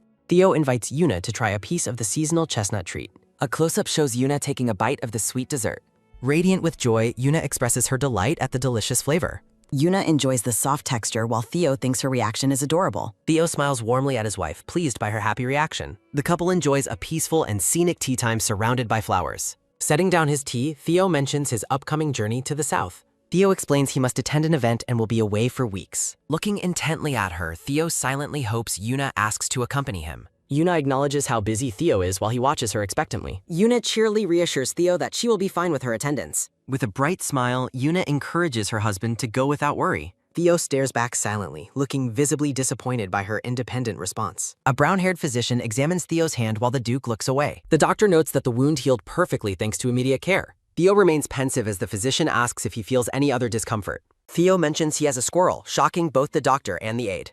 The doctor notes the change in metaphor while Theo describes a cute squall. Theo expresses a sudden, deep-seated fear that the squirrel might run away. Theo's possessive thoughts manifest as an image of a birdcage bound by chains. Theo asks for advice on protecting the creature and keeping it by him. Theo confirms the squirrel hasn't shown any signs of wanting to leave yet. The doctor points out that there is no reason to assume it wants flight.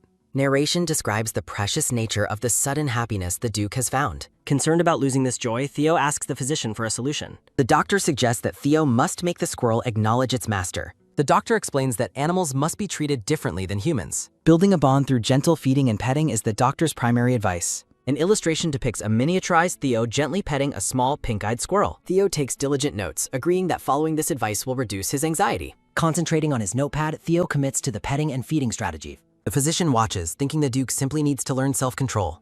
Theo's expression becomes dark and intense as he vows to regain his humanity. Yuna hums a happy tune while brushing her long silver hair. An attendant notices Yuna's cheerful mood and asks if something good happened.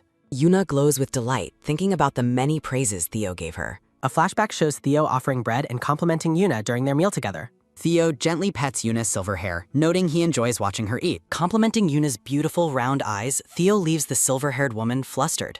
Walking through the lush estate garden, Yuna marvels at the fresh hydrangeas. Yuna expresses surprise that the flowers have lasted this long without wilting. Theo praises Yuna's intelligence, causing her to blush and question his sincerity. Suggesting they walk deeper into the path, Theo receives Yuna's happy agreement. The couple continues their stroll together through the sparkling, flower-lined garden path.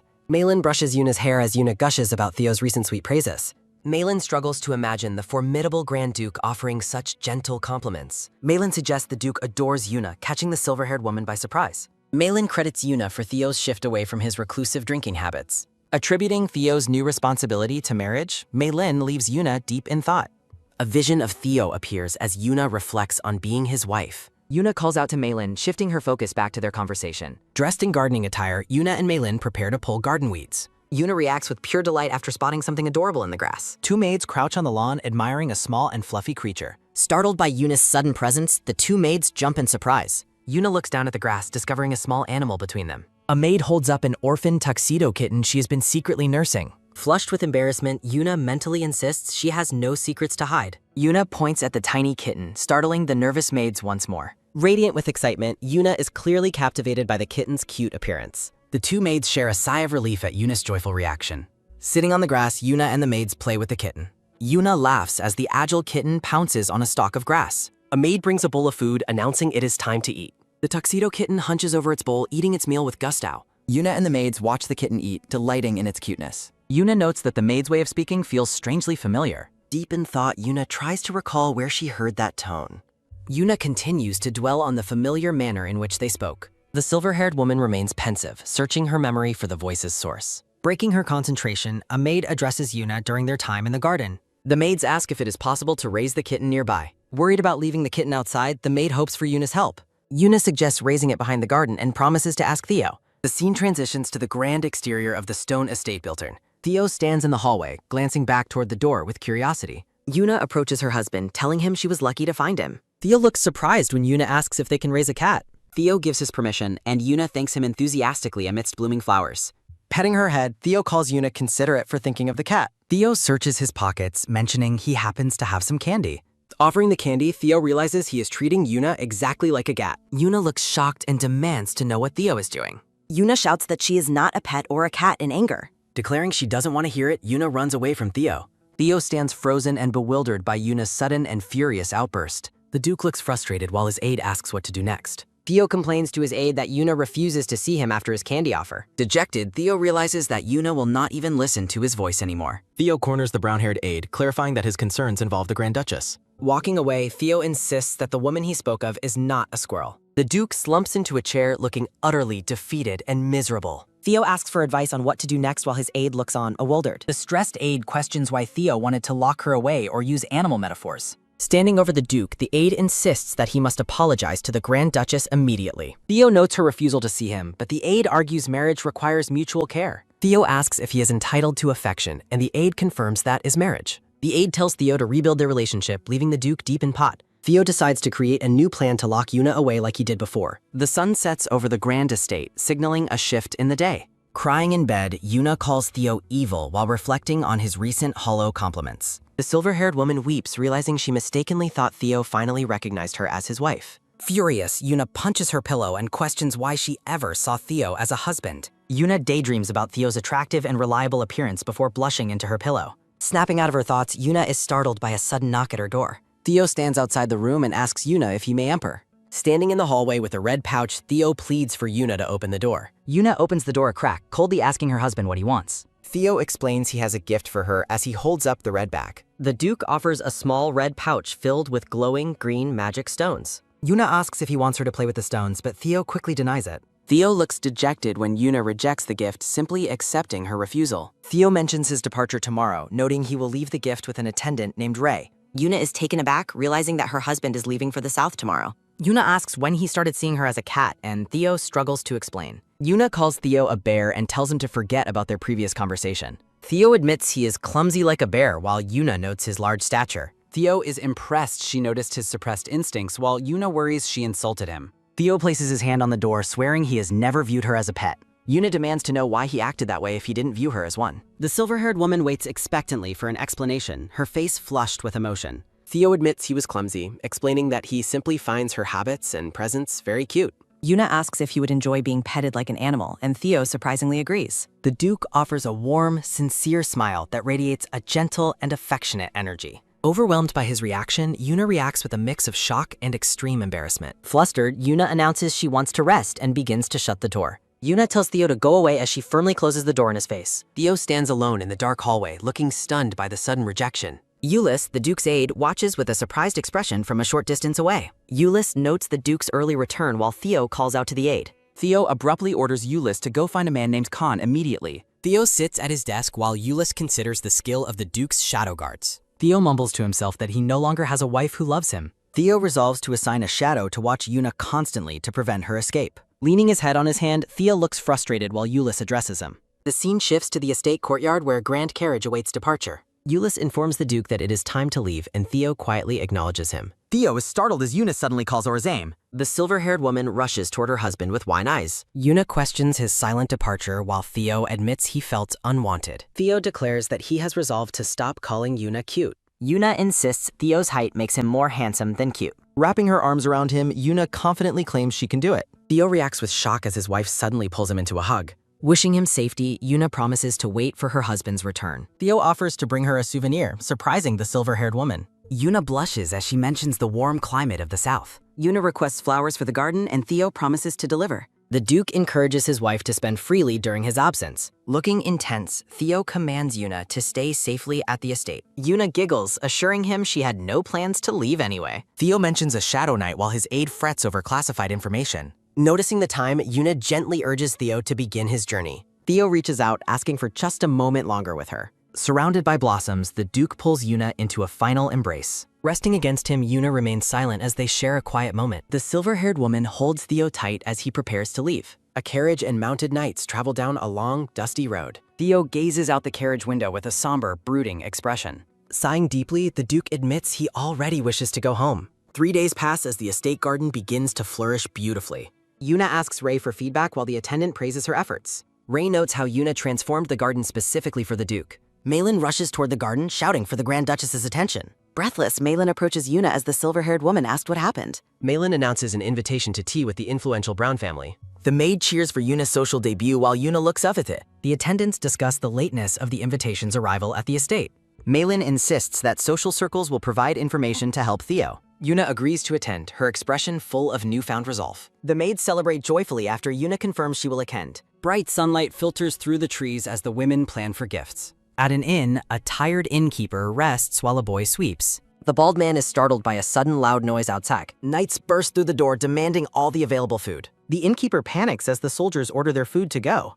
Theo finds their behavior excessive while his aide explains their exhaustion. Theo orders a dawn departure despite the aide mentioning the knight's fatigue. Turning away, Theo rejects the offer of dinner and heads upstairs. The brown-haired aide watches the Duke with a deeply perplexed look. Theo tosses his heavy uniform coat onto a nearby chair. The Duke begins to undress after a long cane travel. Walking across the room, Theo looks toward the bed and bot. Theo wonders if Yuna has found the message he left to her. Sitting on the bed, Theo clears his throat while holding a stone. Theo speaks into the green magic stone, calling out Yuna's name. Back at the estate, Yuna stares at the glowing stone in confusion. Theo tests the new communication stone by calling out for Yuna. Sitting on her bed, Yuna marvels at how clear Theo's voice sounds. Theo explains that the magical stone allows for instantaneous communication between them. The Duke downplays the rarity of the device after Yuna asks about it. Yuna informs her husband about the tea invitation from the Brown family. Theo reflects on the Brown family's business history while Yuna shares her plans. Yuna mentions her plan to bake chestnut pies, which Theo finds very appealing. Theo laments missing the tasting, and Yuna promises a future batchgram. Relaxing on the bed, Theo listens as Yuna asks about his travel progress. Theo describes his arrival at the inn as Yuna asks about his famine. Yuna suspects the Duke is exhausted after he admits the trip was difficult. When Yuna suggests ending the call for rest, Theo reacts with visible surprise. Theo pleads for a longer conversation, claiming he has more things to ask. Heavy footsteps echo in the hallway as someone approaches the Duke's private room. The brown-haired aide carries a dinner tray, insisting the Duke must eat. Standing outside the door, the aide is startled to hear a conversation inside. Confused, the aide wonders why his master isn't alone in the room. The aide reacts with utter disbelief to a scandalous question overheard through the core. Panicking in the hallway, the aide questions if he actually heard Theo correctly. The brown-haired man is paralyzed with shock by the blunt admission from inside. Theo reveals he is currently undressed while framed by a romantic rose backdrop. Yuna is completely speechless and flushed after hearing Theo's unexpected and bold claim. Theo flusteredly explains that he only undressed because of the intense southern heat. Yuna notes that Theo usually wears very little, even in the colder north. The silver-haired woman blushes while complimenting the definition of Theo's physique under moonlight. Yuna frantically denies any intentional peeking at his body, leaving Theo looking confused. Yuna tries to change the subject by mentioning that she is wearing pajamas. The black-haired Duke turns a deep shade of red as he processes her words. Theo is overwhelmed by the realization of her sleeping habits, looking completely flustered. A sudden loud noise echoes from the room as feathers burst into the air. Theo destroys a pillow in his flustered state while lying about the sound. The aide finally bursts into the room, demanding to know what is going on. Yuna recognizes Julius's voice through the stone and asks what the commotion is. Theo abruptly ends the communication, telling Yuna he will contact her again later. The Duke admits the aide has arrived, while Julius looks on with disapproval. Julius berates Theo for using a rare artifact for such trivial and flirtatious talk. Theo dismisses concerns about potential war while the aide shakes with absolute rage. The aide continues his lecture on the stone's astronomical cost and royal exclusivity. Theo ignores the scolding and orders 3 more stones, further infuriating his aide. Back at the estate kitchen, the staff prepares to inspect the freshly baked goods. Chef Hans cautions Yuna about the heat while offering to handle the tray. Using protective mitts, the attendant Ray carefully removes the pies from the other. Everyone admires the golden color of the pies as they are set down. Ray and Malin discuss the quality of the pastry while Yuna looks on happily. Yuna suggests gathering the other servants to get an honest and objective evaluation. The attendants agree that an objective evaluation from the staff is an excellent plan. A little later, Yuna addresses the assembled servants and thanks them for their time. The silver-haired Duchess presents the chestnut pies and asks for the staff's feedback. A close-up shows a maid taking a bite of the freshly prepared pie. The servants bluntly inform a shocked Yuna that she used far too much salt. Servants enjoy the pies as Yuna listens to their praise. Malin leans to whisper a secret to the surprised Duchess. The maid explains that commoners rarely taste expensive desserts like chestnuts. Yuna realizes the staff enjoyed her snack more than she expected. Yuna requests that Chef Hans prepare chestnut pies for the staff. Despite the chef's hesitation, Yuna insists the baking must proceed immediately. The silver-haired woman authorizes unlimited dessert production regardless of the expense. Citing Theo's permission to spend freely, Yuna shocks the worried mates. The silver-haired woman glows with joy at her generous plan. Yuna encourages the staff to work together and eat well. Eager to help, the maids offer their skills to the Duchess. The scene shifts to the grand gardens of the Brown estate. A woman in green declares the table settings to be perfect. Emily Brown plans to humiliate the Grand Duchess during the party. The brown-haired woman anticipates meeting her rival for the first time. Mocking Yuna's appearance, Emily prepares to show the Duchess her place. Revenge for Gazelle is declared amidst a dark, swirling energy. Gazelle sobs to Emily about her family's sudden and tragic ruin. The purple-haired woman blames the Grand Duchess for her husband's misery. Gazelle details how Duke Theo violently attacked her husband over Yuna. Recounting the loss of her family's magic stone, Gizel continues crying. Emily looks on with concern as Gazelle blames Yuna for everything. Resolving to act, Emily promises the sobbing Gazelle she will seek revenge. Guests suggest the garden will intimidate the arriving Grand Duchess. The noblewomen mock Yuna's upbringing while sitting at the dessert-laden table. A servant announces Yuna's arrival, prompting Emily to command her entrance. Long silver locks flow as the Grand Duchess enters the party. Yuna appears looking stunningly beautiful in her elegant yellow gown. The seated noblewomen stare at the Duchess with expressions of shock. Utter silence falls as the guests process Yuna's unexpected beauty. Emily panics, ordering her friends to remain seated and ignore Yuna. Emily hopes that ignoring the greeting will humiliate the Grand Duchess. The brown-haired woman is startled as Yuna reaches out toward her. The silver-haired woman beams with a radiant and friendly smile. Flustered by Yuna's charm, Emily struggles to maintain her composure. Yuna offers her thanks while Emily awkwardly directs her Nasette. A hand gestures toward the table as the party finally begins. The noblewomen snicker as Yuna is seated at the very end. The host believes the lowly seat will wound the Duchess's pride. Emily looks suspicious as Yuna suddenly announces she has a request. The Duchess requests additional chairs for the other members of her party. Emily is horrified as Yuna suggests seating her maids at the table. Emily recognizes Malin as the high-ranking aide Ulysses' younger sister. Yuna introduces Ray while Emily trembles with visible frustration and rage. Ray declines the seat, but Yuna insists on prioritizing her comfort. Yuna offers to trade places with Ray, leaving Emily completely appalled. Emily fumes, feeling insulted by Yuna's casual disregard for noble etiquette. The women sit as Emily resolves to stay on her god. With a forced smile, Emily welcomes the women to her party. Emily asks if this is Yuna's first social outing while Yuna nods. Mary finds it strange that the Grand Duchess hasn't received many invitations previously. Emily worries that rumors might spread about the Duchess not fitting in with nobility. Marin fumes, thinking it is their fault for never sending an invitation to Yuna. Yuna happily expresses her excitement, noting this is her first invitation from Madame Emily. The silver-haired woman feels as though she is visiting a friend's home for tea. The host looks taken aback by Yuna's casual use of the word friend. Emily suggests they call the Duchess by her first name, Eulina, to be more friendly. Mayrin realizes they are trying to embarrass her mistress, while Yuna innocently agrees. Beaming with joy, Yuna asks the other noblewomen for the names. The blue-haired woman introduces herself with a nervous expression as Teresa Smith. Looking quite flustered, the green-haired noblewoman asks to be called Chloe. The orange-haired woman hesitantly introduces herself as Mary to the Duchess. Elegant portraits display the names of the guests, Emily, Teresa, Mary, and Chloe. With a radiant and genuine smile, the silver-haired woman introduces herself as Yuna. Emily panics internally, fearing she is losing control of the social situation. Attempting to reset the mood, Emily suggests they enjoy their tea before it cools. The women settle into their seats as the garden party officially begins. A cup of tea tilts precariously as Yuna gasps in sudden alarm. Moving with incredible speed, the red-haired attendant catches the falling cup behind Teresa. Ray calmly advises the startled noblewoman to be more careful with her drink. Teresa blushes deeply while thanking the attendant for her swift intervention. Ray informs her mistress that she will fetch the gifts as Yuna thanks her. Mary questions Ray's lack of a family name, but Emily dismisses her as just a maid. Yuna proudly clarifies that Ray is not just a maid, but also a knight. Yuna explains that Ray was knighted for her talent during the war alongside the Duke. When Chloe asks why a knight works as a maid, Marin explains it is by choice. Emily regrets not offering a seat to Ray now that she knows her true stars. The brown-haired host takes a bite of the chestnut pie Uniger. Emily finds the pie decent, despite thinking it is a bit dry and overly seasoned. Emily resolves to find a fault with the food as Yuna asks for her opinion. Following Emily's lead, Teresa and Mary claim the pie is very difficult to swallow. Emily bluntly informs the Duchess that the seasoning is too strong and the pastry dry. Mary is confused, recalling that the pie tasted perfectly fine when she tried it earlier. After another bite, Mary realizes the dessert is actually delicious and looks completely bewildered. Emily reminisces about the superior cake served at her own grand wedding. Mary and Teresa recall the unique cream used by a famous imperial pâtissier for the event. Emily turns to Yuna and asks what kind of cake was served at her wedding. The noblewomen mock Yuna after realizing she never had a formal wedding ceremony. Emily leans in with a cruel smile, asking if there was a reason for no ceremony. The silver-haired Duchess looks deeply hurt and flinches as the interrogation continues. Marin stands up to defend Yuna, but Emily claims she is just being curious. Emily continues to pressure Yuna about the lack of a proper wedding celebration. The host watches with a predatory gaze, enjoying the Duchess's visible discomfort. Emily asks if it was the Duke who decided against having a wedding ceremony. The brown-haired woman repeats the stinging question, highlighting the Duke's supposed lack of interest. Emily pities the Duchess for being stuck in what she calls a loveless marriage. Emily boasts about the grand weddings and expensive rings she and her friends received. Looking down on Yuna, Emily remarks how sad it is to not be loved by a husband. Marin slams her hands on the table, asking if the women aren't being too harsh. As Marin prepares to shout, Yuna gently stops her and insists she is fine. At the garden party, Yuna explains that she and the Grand Duke married without knowing each other's faces or holding a ceremony. Blushing softly, the silver-haired Duchess admits she wants to learn love because they married without it. Yuna tells the stunned noblewoman that even holding hands has been a difficult milestone for the couple. The scene shifts to a memory of a bright day at the market. With an excited expression, Yuna reveals that she finally worked up the courage to hold his hand. The noblewomen react with utter shock to the Duchess's bold admission of romantic progress.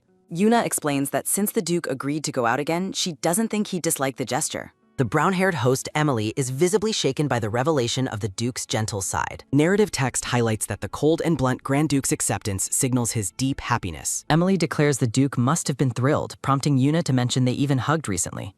The guests are floored by the news, noting the relationship is progressing much faster than expected. The silver-haired woman admits to a curious Teresa that she was the one who initiated the hug.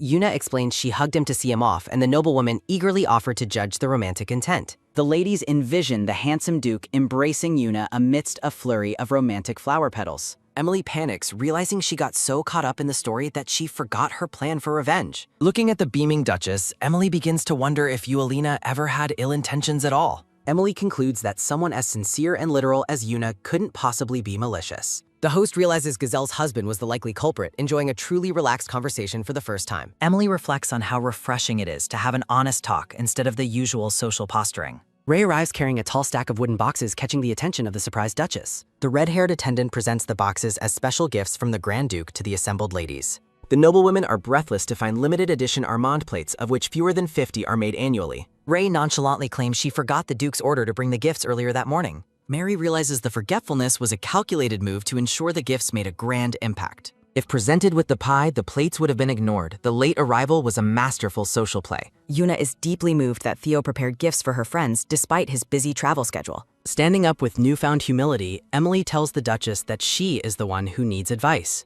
The brown-haired woman sadly confesses that her own husband has never shown her such public consideration. Emily bows her head, apologizing for her previous rudeness and genuinely praising the delicious chestnut pie. Mary and the others offer their sincere apologies, but a cheerful Yuna insists she had a wonderful time. The silver-haired woman asks why they are acting as if this is their final meeting. Beaming with gratitude, Yuna thanks the women for sincerely listening to her personal stories. Yuna takes Emily's hand, cementing their friendship and leaving the host touched by her kindness. The Duchess suggests a future gathering at her estate, eager to learn gardening tips from Emily. Yuna asks if they will be willing to hear more stories about her husband during their next meeting.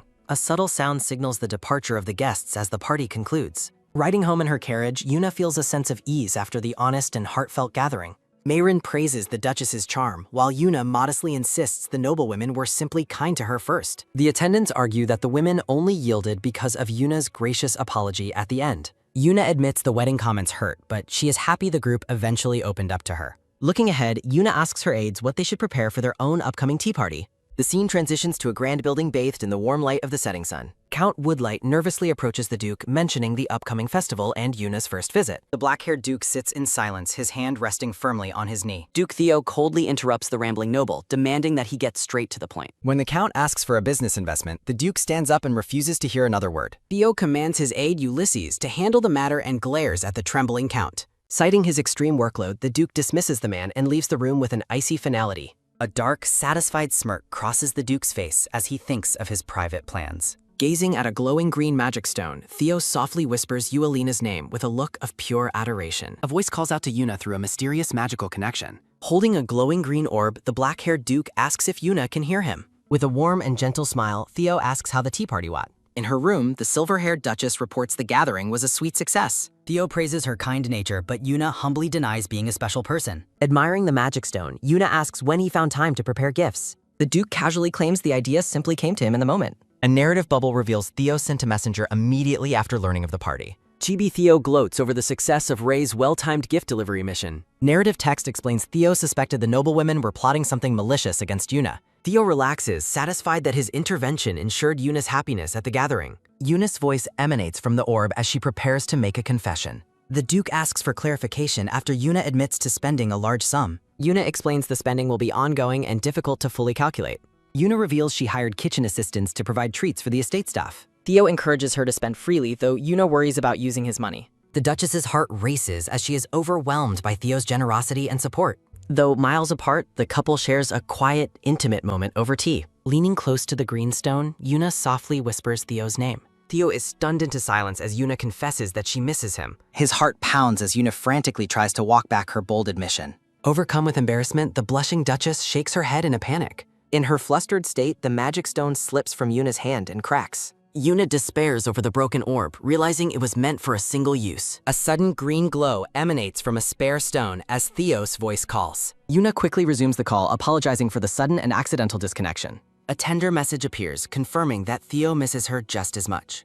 The Duchess smiles brightly, her heart fluttering at his heartfelt and honest response. Both Yuna and Theo treasure the remaining moments of their magical long-distance conversation. The scene shifts to a grand temple perched precariously atop a jagged cliff. Theo leads Ulysses up the steep stairs, mocking his aide's poor physical condition. Gasping for air, Ulysses questions why the Duke was training so late last night. Theo blushes, admitting he needed to exhaust himself to avoid rushing home. Chibi Theo quickly changes the subject as they reach the temple entrance. They approach the building where their contact is expected to be waiting inside. A gloved hand knocks firmly while announcing their arrival to High Priest Perkos.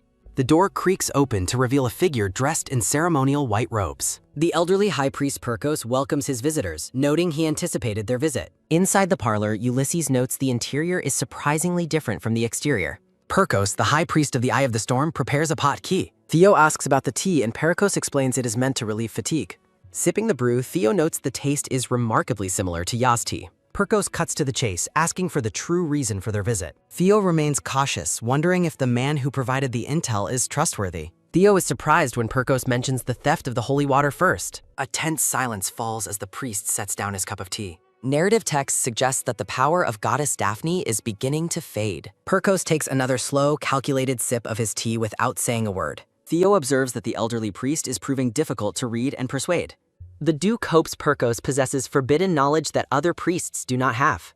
The elderly priest remarks on the irony of his popular title. Theo and Ulysses are stunned when the priest reveals he is 25. The white-haired man explains the temporal distortions at the temple's location. Narrative text details the priest's departure from the Eye of the Storm. Memories of a snowy palace are left behind as the scene shifts. Duke Theo expresses his deep skepticism regarding the priest's mysterious claims. The High Priest acknowledges his limited knowledge and leaves belief to Theo. Theo inquires if Yuna's powers will simply vanish upon restoring the water. The priest drops a bombshell, warning that Yuna herself might also disappear. Lore implies a saintess typically vanishes once her holy duty is fulfilled. A stern silence falls as the weight of the revelation sinks in. Perkos admits that forbidden texts offer no clues about the saintess's fate. The black-haired Duke is visibly shaken by the potential loss of Yuna. Theo reflects on the possibility of Yuna becoming a normal human again. He considers if this change would finally allow them to flee bias. Theo envisions a peaceful life walking hand in hand with his beloved Duchess. Realizing Yuna might vanish entirely, Theo clenches his fist in silent agony. High Priest Perkos signals that his assistance has reached its limit.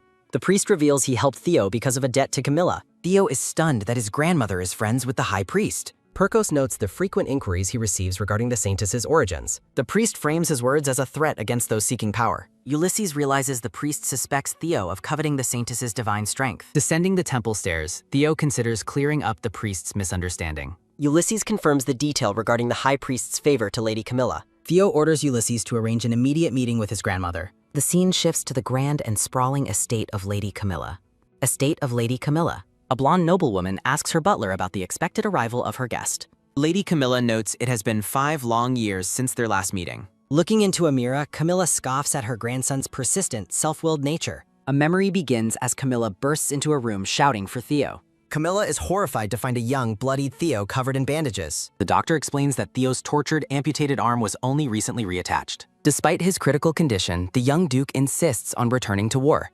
Theo argues that he cannot leave his post while the enemy is vulnerable. Overcome with frustration and fear, Camilla strikes her grandson across the face. The elder noblewoman glares at the boy with a mix of fury and despair. Camilla screams, questioning the suicidal nature of the imperial bloodline's dark desires. She accuses him of trying to die just like her son before him. Narrative text highlights the painful truth behind Camilla's harsh and desperate words. Snapping her fan shut, Camilla reflects on the cruelty of her own past. Standing alone, she remembers the day she spoke just as harshly to her son. Younger Camilla questions her son's choice to marry Grand Duchess Karen Rose. Her son defends his choice, lamenting the suffering caused by imperial greed. Camilla slams her hand down, terrified for his health in the harsh Larth. The blonde man remains steadfast, declaring that Karen Rose's status is irrelevant. He insists that his love is the only factor that truly matters. Camilla reacts with cold finality, refusing to accept his rebellious romantic decision. Her son urges her to leave if she cannot support his path. Camilla walks away, vowing to live as though her son no longer exists. The scene follows a woman in a purple gown as she walks through a grand hallway.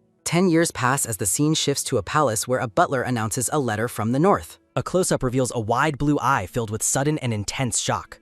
Trembling with visible emotion, the noblewoman grips the newly arrived letter with shaking hands. When the butler offers to prepare a carriage, the woman coldly dismisses the idea and tells him to forget it. Lady Camilla reflects on her past, wondering if things would be different if she had been kinder to Karen Rose. The butler stands silently behind the pensive blonde noblewoman as she remains lost in her thoughts. The black-haired Duke Theo enters the room with a confident stride and a calm expression. Holding a cup of tea, Camilla asks her grandson what purpose has brought him to her estate. She remarks that it is quite strange for him to visit her first after so much time. Theo and Camilla sit across from each other at a small table to share a formal tea service. The Duke gets straight to the point, announcing that he is here to propose a deal. Theo looks at his grandmother as he mentions his interest in magic stones or other resources. He explains that he heard High Priest Perkos owes her a favor and asks what she wants in exchange. A portrait of the elderly High Priest Perkos appears as Theo asks her to command the man to help him. Camilla questions if Theo has heard of the Saintess and if he is targeting the imperial throne. The blonde noblewoman looks at her grandson with a surprised and questioning, "Huh?"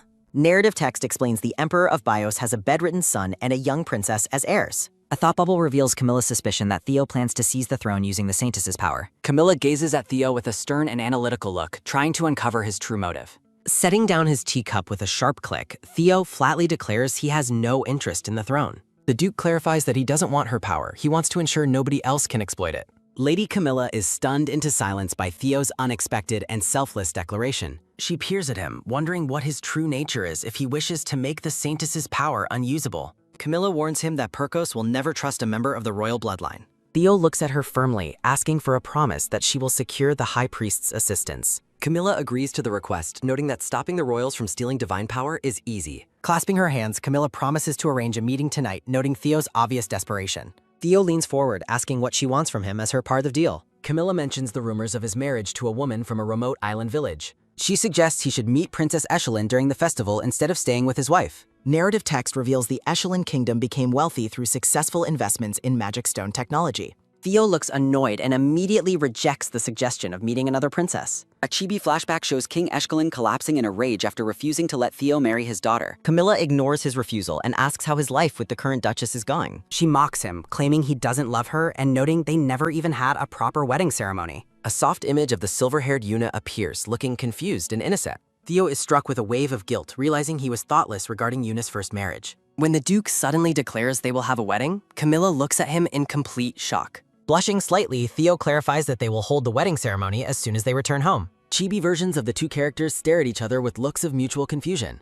Camilla tells him she'd rather have magic stones, as she already has plenty of money. A chibi Theo tries to pivot the conversation toward the idea of a business investment. The chibi noblewoman laughs and repeats that she has more than enough wealth. Crossing her arms, Camilla notes that their deal won't be valid unless he offers something better. Grumbling that she is a sly old hag, Theo reluctantly agrees to send her a wedding invitation. The Duke ends the conversation with a look of finality, satisfied that the deal is struck. Before leaving, Theo asks if the lilies in the garden were grown using magic stones. Camilla explains she grows them naturally because magic-assisted flowers lose their scent. Theo stands up and decides to take some flowers with him, leaving Camilla wondering why he wants them. The black-haired man smiles warmly while thinking about a promise he made. A blonde woman is shocked to hear he is giving his wife flowers. Several noblewomen are gathered for a tea party at a round garden table. The silver-haired Duchess welcomes her guests and asks for feedback on her decorations. The brown-haired woman, Emily, thoughtfully considers the Duchess's decor choices. Emily notes the round table is excellent because it lacks a head seat.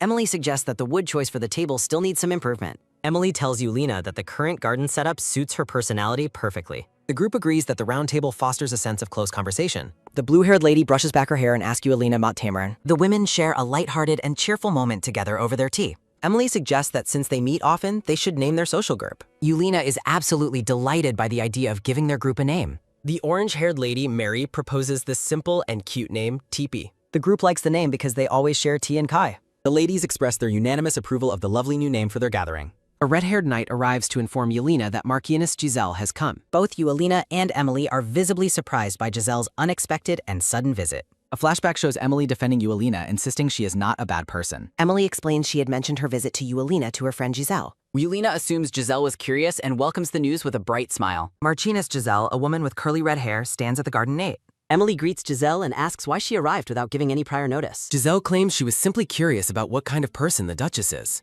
Emily internally hopes this face-to-face meeting will resolve any past misunderstandings. Giselle sits down abruptly, startling both Yulina and Emily with her bold behavior. Yulina greets her politely while Giselle introduces herself with a sharp, calculating look. Giselle offers a cold thanks for being welcomed on such short notice. Yulina warmly says that any friend of Emily's is always welcome at her home. Giselle smirks and insultingly asks if children were responsible for the garden's decorations. Shocked by the blatant rudeness, Yulina asks the Marchioness to repeat herself. Giselle laughs and calls the trees mismatched and the flower colors tacky. Giselle critiques the round table, claiming it makes seating etiquette impossible to follow. Emily slaps her hand on the table and tells Giselle she is being harsh. Emily defends the table as Mary adds that she wants to buy one too. The blue-haired and green-haired women defend the garden's beauty to a worried Yulina. Giselle wonders to herself if Yulina bribed the noble ladies to side with her. A set of decorative plates is shown in a box as Giselle scoffs. Giselle internally dismisses the value of the gift, calling the entire situation pathetic. Giselle asks Yulina if the Duke recently attended the Severin Festival. Giselle questions if his attendance was motivated by the presence of Princess Echelon. Giselle condescendingly assumes Yulina has no idea who Princess Echelon is. Beautiful blonde princesses are shown in a vision of the kingdom of Echelon. Giselle claims the Duke once proposed to Princess Echelon, shocking the silver-haired Duchess. Giselle adds that he even staged a protest for her hand years ago. Giselle dismissively shrugs and says it's all in the past since he is married. Emily stands up angrily as Giselle mentions the Duke leaving Yulina behind. Emily points toward the exit and demands that Giselle leave the garden immediately. The other ladies back Emily, telling Giselle to leave for her mean comments.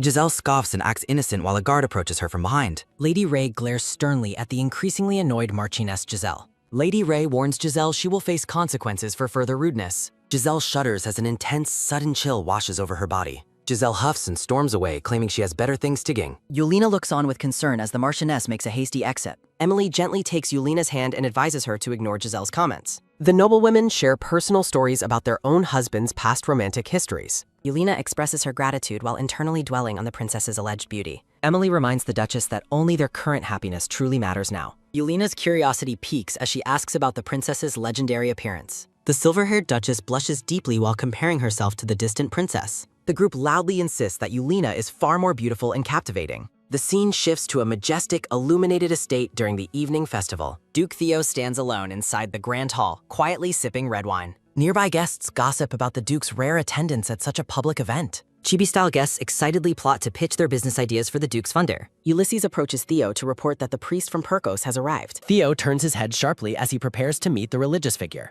The Duke immediately shuts down an approaching guest's attempt to speak. Theo orders the crowd to clear out while Ulysses manages the dismissal. Ulysses politely informs the guests that all investment proposals must go through him. Ulysses focuses on his mission to secure profitable ventures for the duchy's funds. Ulysses organizes the crowd into a line while Theo exits the ballger. The grand architecture of the estate stands tall beneath a clear, starry sky. Theo enters a secluded room where a mysterious high priest awaits him. Perkos, the high priest, stands ready to discuss a grave and private matter. Perkos mentions rumors about Theo's past relationships while they sit for tea. The high priest demands a more significant commitment than mere verbal promises. Theo insists that his previous statements on the matter were already definitive. Perkos demands a sacred vow that is literally bound to the Duke's life. The Duke is visibly stunned by the priest's demand for a life vow. Theo questions if the priest is referring to the legendary God's vow. A hand firmly grasps the golden rope known as Daphne's cord. Theo dismisses the need for long explanations and prepares to begin. The glowing title for the sacred God's vow ritual appears in the light.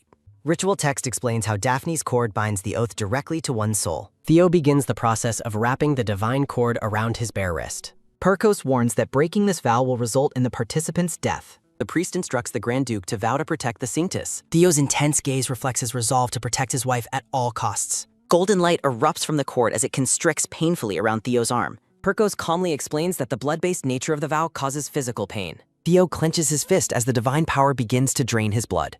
A massive surge of energy forces a pained scream from the struggling Duke. The high priest announces that the soul-binding ritual is finally complete. The glowing rope fades away, signifying that the vow has been forged. Perkos praises the Duke's ability to endure such an agonizing ritual. The pair remains in the quiet room, viewed from behind a glass partition. Perkos reveals that only the person making the vow experiences the pain. Chibi Theo glares at the priest for making the experience so unnecessarily painful. Theo sits across from the high priest and asks if he is ready to talk. Perkos maintains a stern expression as he prepares to reveal the truth. Theo dismisses the basic religious texts, stating he already knows only the Sanctus can fix holy water. Perkos cryptically confirms that that would be true if there were actually a problem with the water.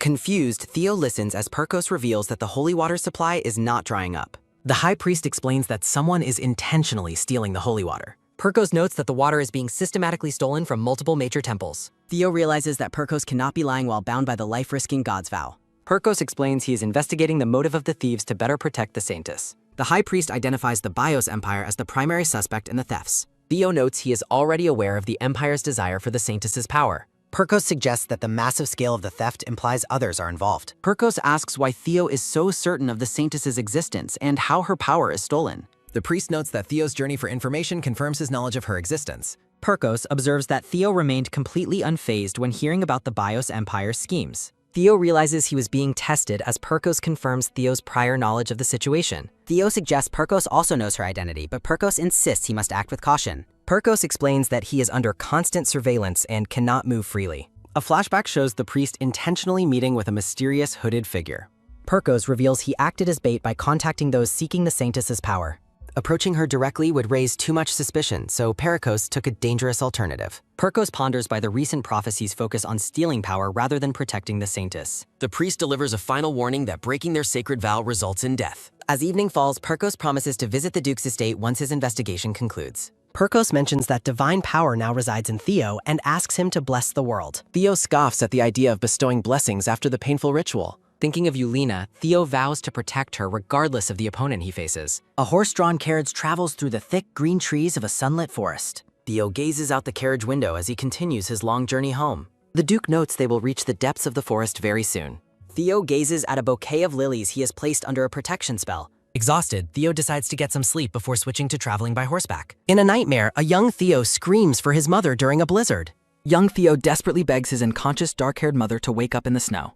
Crying, the boy tells his mother he protected the duchy and wants to go home. The recurring dream always begins with Theo holding his mother in the freezing cold. A foot sinks deep into the heavy snow during the relentless winter storm. The bitter wind howls as snow blurs the vision of the struggling boy. Theo laments that in every dream he repeatedly fails to save his mother. He is overcome with a sense of worthlessness as he lies in the snow. Tears stream down Theo's face as he remains trapped in the painful memory. A bright glowing orb appears in the darkness and commands Theo to wake up. A hand twitches as the mysterious voice insists that the nightmare is no place for him. A radiant, white-haired figure appears, worried about Theo's body being so cold. Floating in the dark void of his mind, Theo wonders who is speaking. Theo struggles to move or see while the glowing figure continues calling out to him. The gentle, luminous woman tells him that he can finally stop hurting now. The glowing spirit leans over Theo's body as they lie together in the snowy dream. Theo feels a sudden, incredible warmth as his eyes flutter open within the dream. Comforted by the warmth, Theo finds himself wanting to drift back into a peaceful sleep. Duke Theo wakes up in distress, covered in a cold sweat. The black-haired man realizes he has suffered through another recurring nightmare. Theo reflects on a mysterious, unfamiliar voice heard during his dream. He stands outside, sensing an unusual and unsettling presence nearby. Theo calls out to verify if his butler is still nearby. Ulysses knocks on the carriage, asking if the Duke is all right. Theo calls for Ulysses as he prepares to exit the carriage. The Duke emerges looking pale and deeply troubled by a discovery. Ulysses expresses concern, but Theo demands he address a specific problem. Theo presents a bouquet of lilies that have all mysteriously withered. Ulysses is confused because preservation magic should have kept them alive. They discuss how returning south immediately will cause a week's delay. Theo feels guilty about potentially disappointing Yuna with the dead flowers. The blonde butler suggests there might be another way to succeed. Ulysses whispers a secret he overheard at the Magic Stone banquet. A tall stone tower stands silent under the bright full moon. Yuna flops onto her bed, exhausted after a very busy day. The silver-haired duchess celebrates finishing the garden decorations at the manor. Yuna takes pride in having replaced all the carpets and curtains. The staff notes how much more alive the manor feels now. She rolls onto her side, hoping Theo will appreciate her efforts. Yuna remembers she was gifted a special night cream to try. She recalls being told to use the cream before going to bed. A memory shows the maid, Mayrin, offering the gift to Yuna. Mayrin explains the cream will make the duchess's skin glow overnight. The maid thanks Yuna for teaching her about sincerity over status. Yuna expresses her own gratitude to Mayrin for her constant support. The duchess admits she wouldn't have attended the party without her. Mayrin wonders if the cream was necessary for such a dazzling woman. Yuna worries about the cost, but the maid insists it is fine. Back in the present, Yuna begins applying the white night cream. A sudden knock at the door interrupts Yuna's evening skincare routine. Yuna is surprised when Ulysses announces his arrival at such a late hour. She opens the door with her face entirely covered in white cream. Ulysses looks completely drained and exhausted as he greets the duchess. The butler explains they arrived early because Theo rushed the journey home. Ulysses stares in stunned silence at Yuna's white-masked and glowing face. Yuna mentions that she is trying out the gift from Mayrin. Ulysses questions the maid's finances while Yuna asks about her husband. Ulysses informs her that the Duke is already asleep for the night. Yuna resolves to look her best for Theo tomorrow morning instead. Ulysses reveals that an important female guest will arrive tomorrow evening. The Grand Duchess is curious to know who the visitor is. A heavy silence falls as Yuna processes the identity of the guest. Ulysses explains the guest needs attention, but Theo will handle everything. The butler bows and prepares to depart for his own rest. Walking away, Ulysses struggles to remember a detail he forgot to mention. The chibi butler decides the forgotten detail is likely nothing very important. Standing alone, Yuna begins to dwell on the name of the princess. Yuna wonders if the arriving guest is actually Theo's first love. A ship sails across the shimmering water under a bright sky. Horse-drawn carriages and supplies fill the bustling harbor at the docks. Ulysses sighs about his lack of sleep while Duke Theo remains stoic. The butler shouts that the Duke witnessed the manor's state as well. Theo looks pensive and remains silent after his butler's outburst. A flashback reveals the pair admiring the vibrant garden the night before. Sensing a presence, the black-haired man calls out to his hidden card. Khan appears and reports that he is following his given orders. The shadow reports that the Grand Duchess worked hard on the matter. A moonlit garden stands quiet, featuring a large and ornate glass greenhouse. The guard mentions that Yuna has improved her chestnut pie recipe. Duke Theo commands his shadow to ensure he never sees Giselle again. Theo tells Ulysses to inform Yuna that he went straight to bed. He orders the butler to dismiss the rumors regarding the Echelon princess. Ulysses is shocked and asks why the Duke won't tell her himself. Looking at the dead lilies, Theo notes that they have all withered. He clenches his fist, determined not to return home empty-handed. Theo tells his butler to prepare for the docks at dawn. Ulysses sighs, dreading another day without sleep as the sun rises. An envoy arrives to deliver a message from the kingdom of Echelon. The black-haired man asks for the item the messenger has brought. A white box opens to reveal a sparkling, crystalline magic stone lily. Ulysses declares the exquisite gift to be worthy of a royal errand. The messenger explains the item was a tribute for the imperial family. Sniffing the flower, Theo dismisses it because it lacks a natural scent. The chibi butler explodes in anger over his master's extreme pickiness. He screams about the high cost of the scentless magic stone flowers. The chibi messenger quickly departs, hoping they care for the princess. Narrative text announces the scene has shifted to the Brown residence estate. Two noble women gossip about the Duke rushing home for his honeymoon phase. A group of friends gathers for an outdoor tea party in the garden. Yuna looks downcast while the brown-haired Emily watches her with concern. Emily announces that Princess Echelon will be arriving at the manor tonight. The noblewomen react with wide-eyed shock and outrage at the sudden news. A portrait of the blonde princess appears above a troubled, silver-haired Yuna. The scene highlights the glamorous blonde princess who is arriving at the estate. Yuna stands in her blue gown, looking pale and deeply distressed. Emily slams the table, furiously asking why the princess is coming. She explains that the guest is someone who requires very close attention. Emily adds that the visiting princess plans to stay for 2 weeks. The blue-haired woman is horrified that a romantic rival is moving in. Yuna smiles sadly and insists that Theo must have his own reasons. Emily stands up with a look of pure, burning fury on her face. She thinks about how a homewrecker is threatening Yulina's fresh chance at Lev. The brown-haired woman commands everyone at the table to get up immediately. Emily declares that a romantic rival is picking a fight with them. The noblewomen realize the gravity of the situation with determined shock. The friends begin making urgent plans for dresses and jewels to help Yuna. The silver-haired Duchess looks on in surprise as her friends rally together. Emily vows to show Yuna how to deal with a romantic rival properly. Emily smiles intensely and vows to make their rival tremble at the thought of the Phoenix Principality. 2 noblewomen stand up and eagerly ask Emily to teach them how to help defend the Duchess's marriage. Emily is pleased by their reliability as Yuna stands in the background looking completely lost. Emily suggests teaching Yulina how to naturally knock over tea to sabotage their unwanted guest. The silver-haired Duchess looks nervous and unsure as she reluctantly agrees to the lessons. Back at the manor, the black-haired Duke Theo stands in his office preparing the gift. He opens a white ornate box to reveal a shimmering magic stone lily. Theo sighs in relief, hoping that Yuna will be pleased with the gift. A knock at the door interrupts Theo's thoughts as he looks toward the entrance. The door opens as Rei, a woman with reddish-brown hair, enters looking stern. A chibi Theo asks the woman why she is looking at him with such disdain. Rei dismisses his claim that she is looking at him like he is a buck. The woman informs him that the Duchess will return for dinner, much to Theo's surprise. Theo prepares to go pick her up himself, but Rei tells him it is unnecessary. Rei commands the Duke to stay and wait for the princess instead of meeting his wife. Theo wonders if Rei lost her fear after leaving her post as a knight. Standing in his office, Theo asks Rei if there is something she is unhappy about. Rei shouts that Yuna is the one who is unhappy, causing Theo to recoil. The woman accuses the Duke of ignoring his wife while she waited for him. Rei declares that she is deeply disappointed in how the Duke has treated his wife. The reddish-brown-haired woman turns her back on Theo and exits the grand office. Theo stands in stunned silence, realizing Yuna thinks he intentionally avoided her. The Duke panics, fearing Yuna believes his absence was due to failing to get flowers. A full moon hangs in the sky above the manor as evening begins. Dressed in his finest uniform, Theo waits anxiously by a bouquet of yellow roses. A blonde man with glasses informs Theo that the Grand Duchess is approaching. Theo panics and wonders if getting on his knees will earn him forgiveness. A stylish white heel steps onto the floor, announcing the arrival of the Duchess. The hem of a lavish red gown sweeps the floor as Yuna enters. Theo considers fleeing to the south before Yuna calls out his name. Yuna appears looking absolutely radiant in her ornate red gown, dazzling her husband. Staring with a heavy blush, the Duke wonders if he has actually died. Yuna smiles and compliments the Duke on how handsome he looks today. Theo remains in a daze, convinced he is in the afterlife following her praise. He is overwhelmed by her radiance, certain she must be a literal angel. Yuna wonders if he only dressed up because the visiting princess is coming. She reminds herself to stay calm and follow the plan her friends taught her. The silver-haired Duchess places a gloved hand on the Duke's chest to speak. Yuna mentions having a suggestion, causing Theo's heart to race and his face to redden.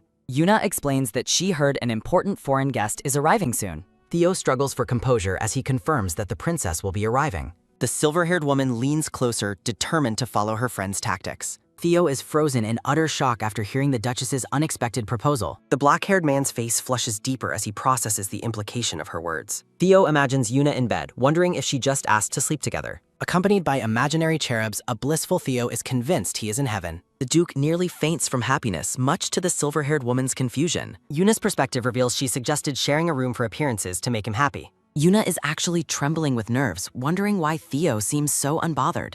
She explains they shouldn't let a foreign princess know they use separate rooms. Theo realizes something and confirms that Yuna is definitely right about it. Yuna agrees and decides to have Marin move her belongings later. Ulysses enters the room to announce the arrival of Princess Letitia. The Duchess prepares herself to follow the sabotage tactics her friends caught. Yuna imagines acting scornful toward the arriving princess at every turn. The silver-haired woman plans to criticize every single move the princess makes. Theo blushes intensely when Yuna grabs his arm, noting how soft she is. A blonde princess arrives and formally greets the Grand Duke and Duchess. The visitor introduces herself as Letitia, leaving Yuna in a state of shock. Princess Letitia thanks the Duke for the comfortable travel arrangements he provided. Letitia stands before the couple in the middle of the grand hall. The blonde princess has vibrant green eyes and wears a frilled pink dress. Narrative text highlights the unexpected arrival of Princess Letitia of Echelon. Yuna regains her composure and introduces herself to the young princess. Letitia is awestruck, calling Yuna an angel descended from the heavens. Theo is impressed by Letitia's judgment while Yuna asks about her age. The blonde princess cheerfully reveals that she has just turned 11. Yuna is stunned and can barely process that Letitia is only 11. Realizing Theo was engaged 5 years ago, Yuna accuses him of proposing to a child. A panicked Theo stammers that it must have been a different princess. Letitia steps forward and confirms she was indeed the one engaged to him. Yuna is horrified by the implications while Theo desperately denies the misunderstanding. Theo insists there were reasons while Letitia backs up his claim.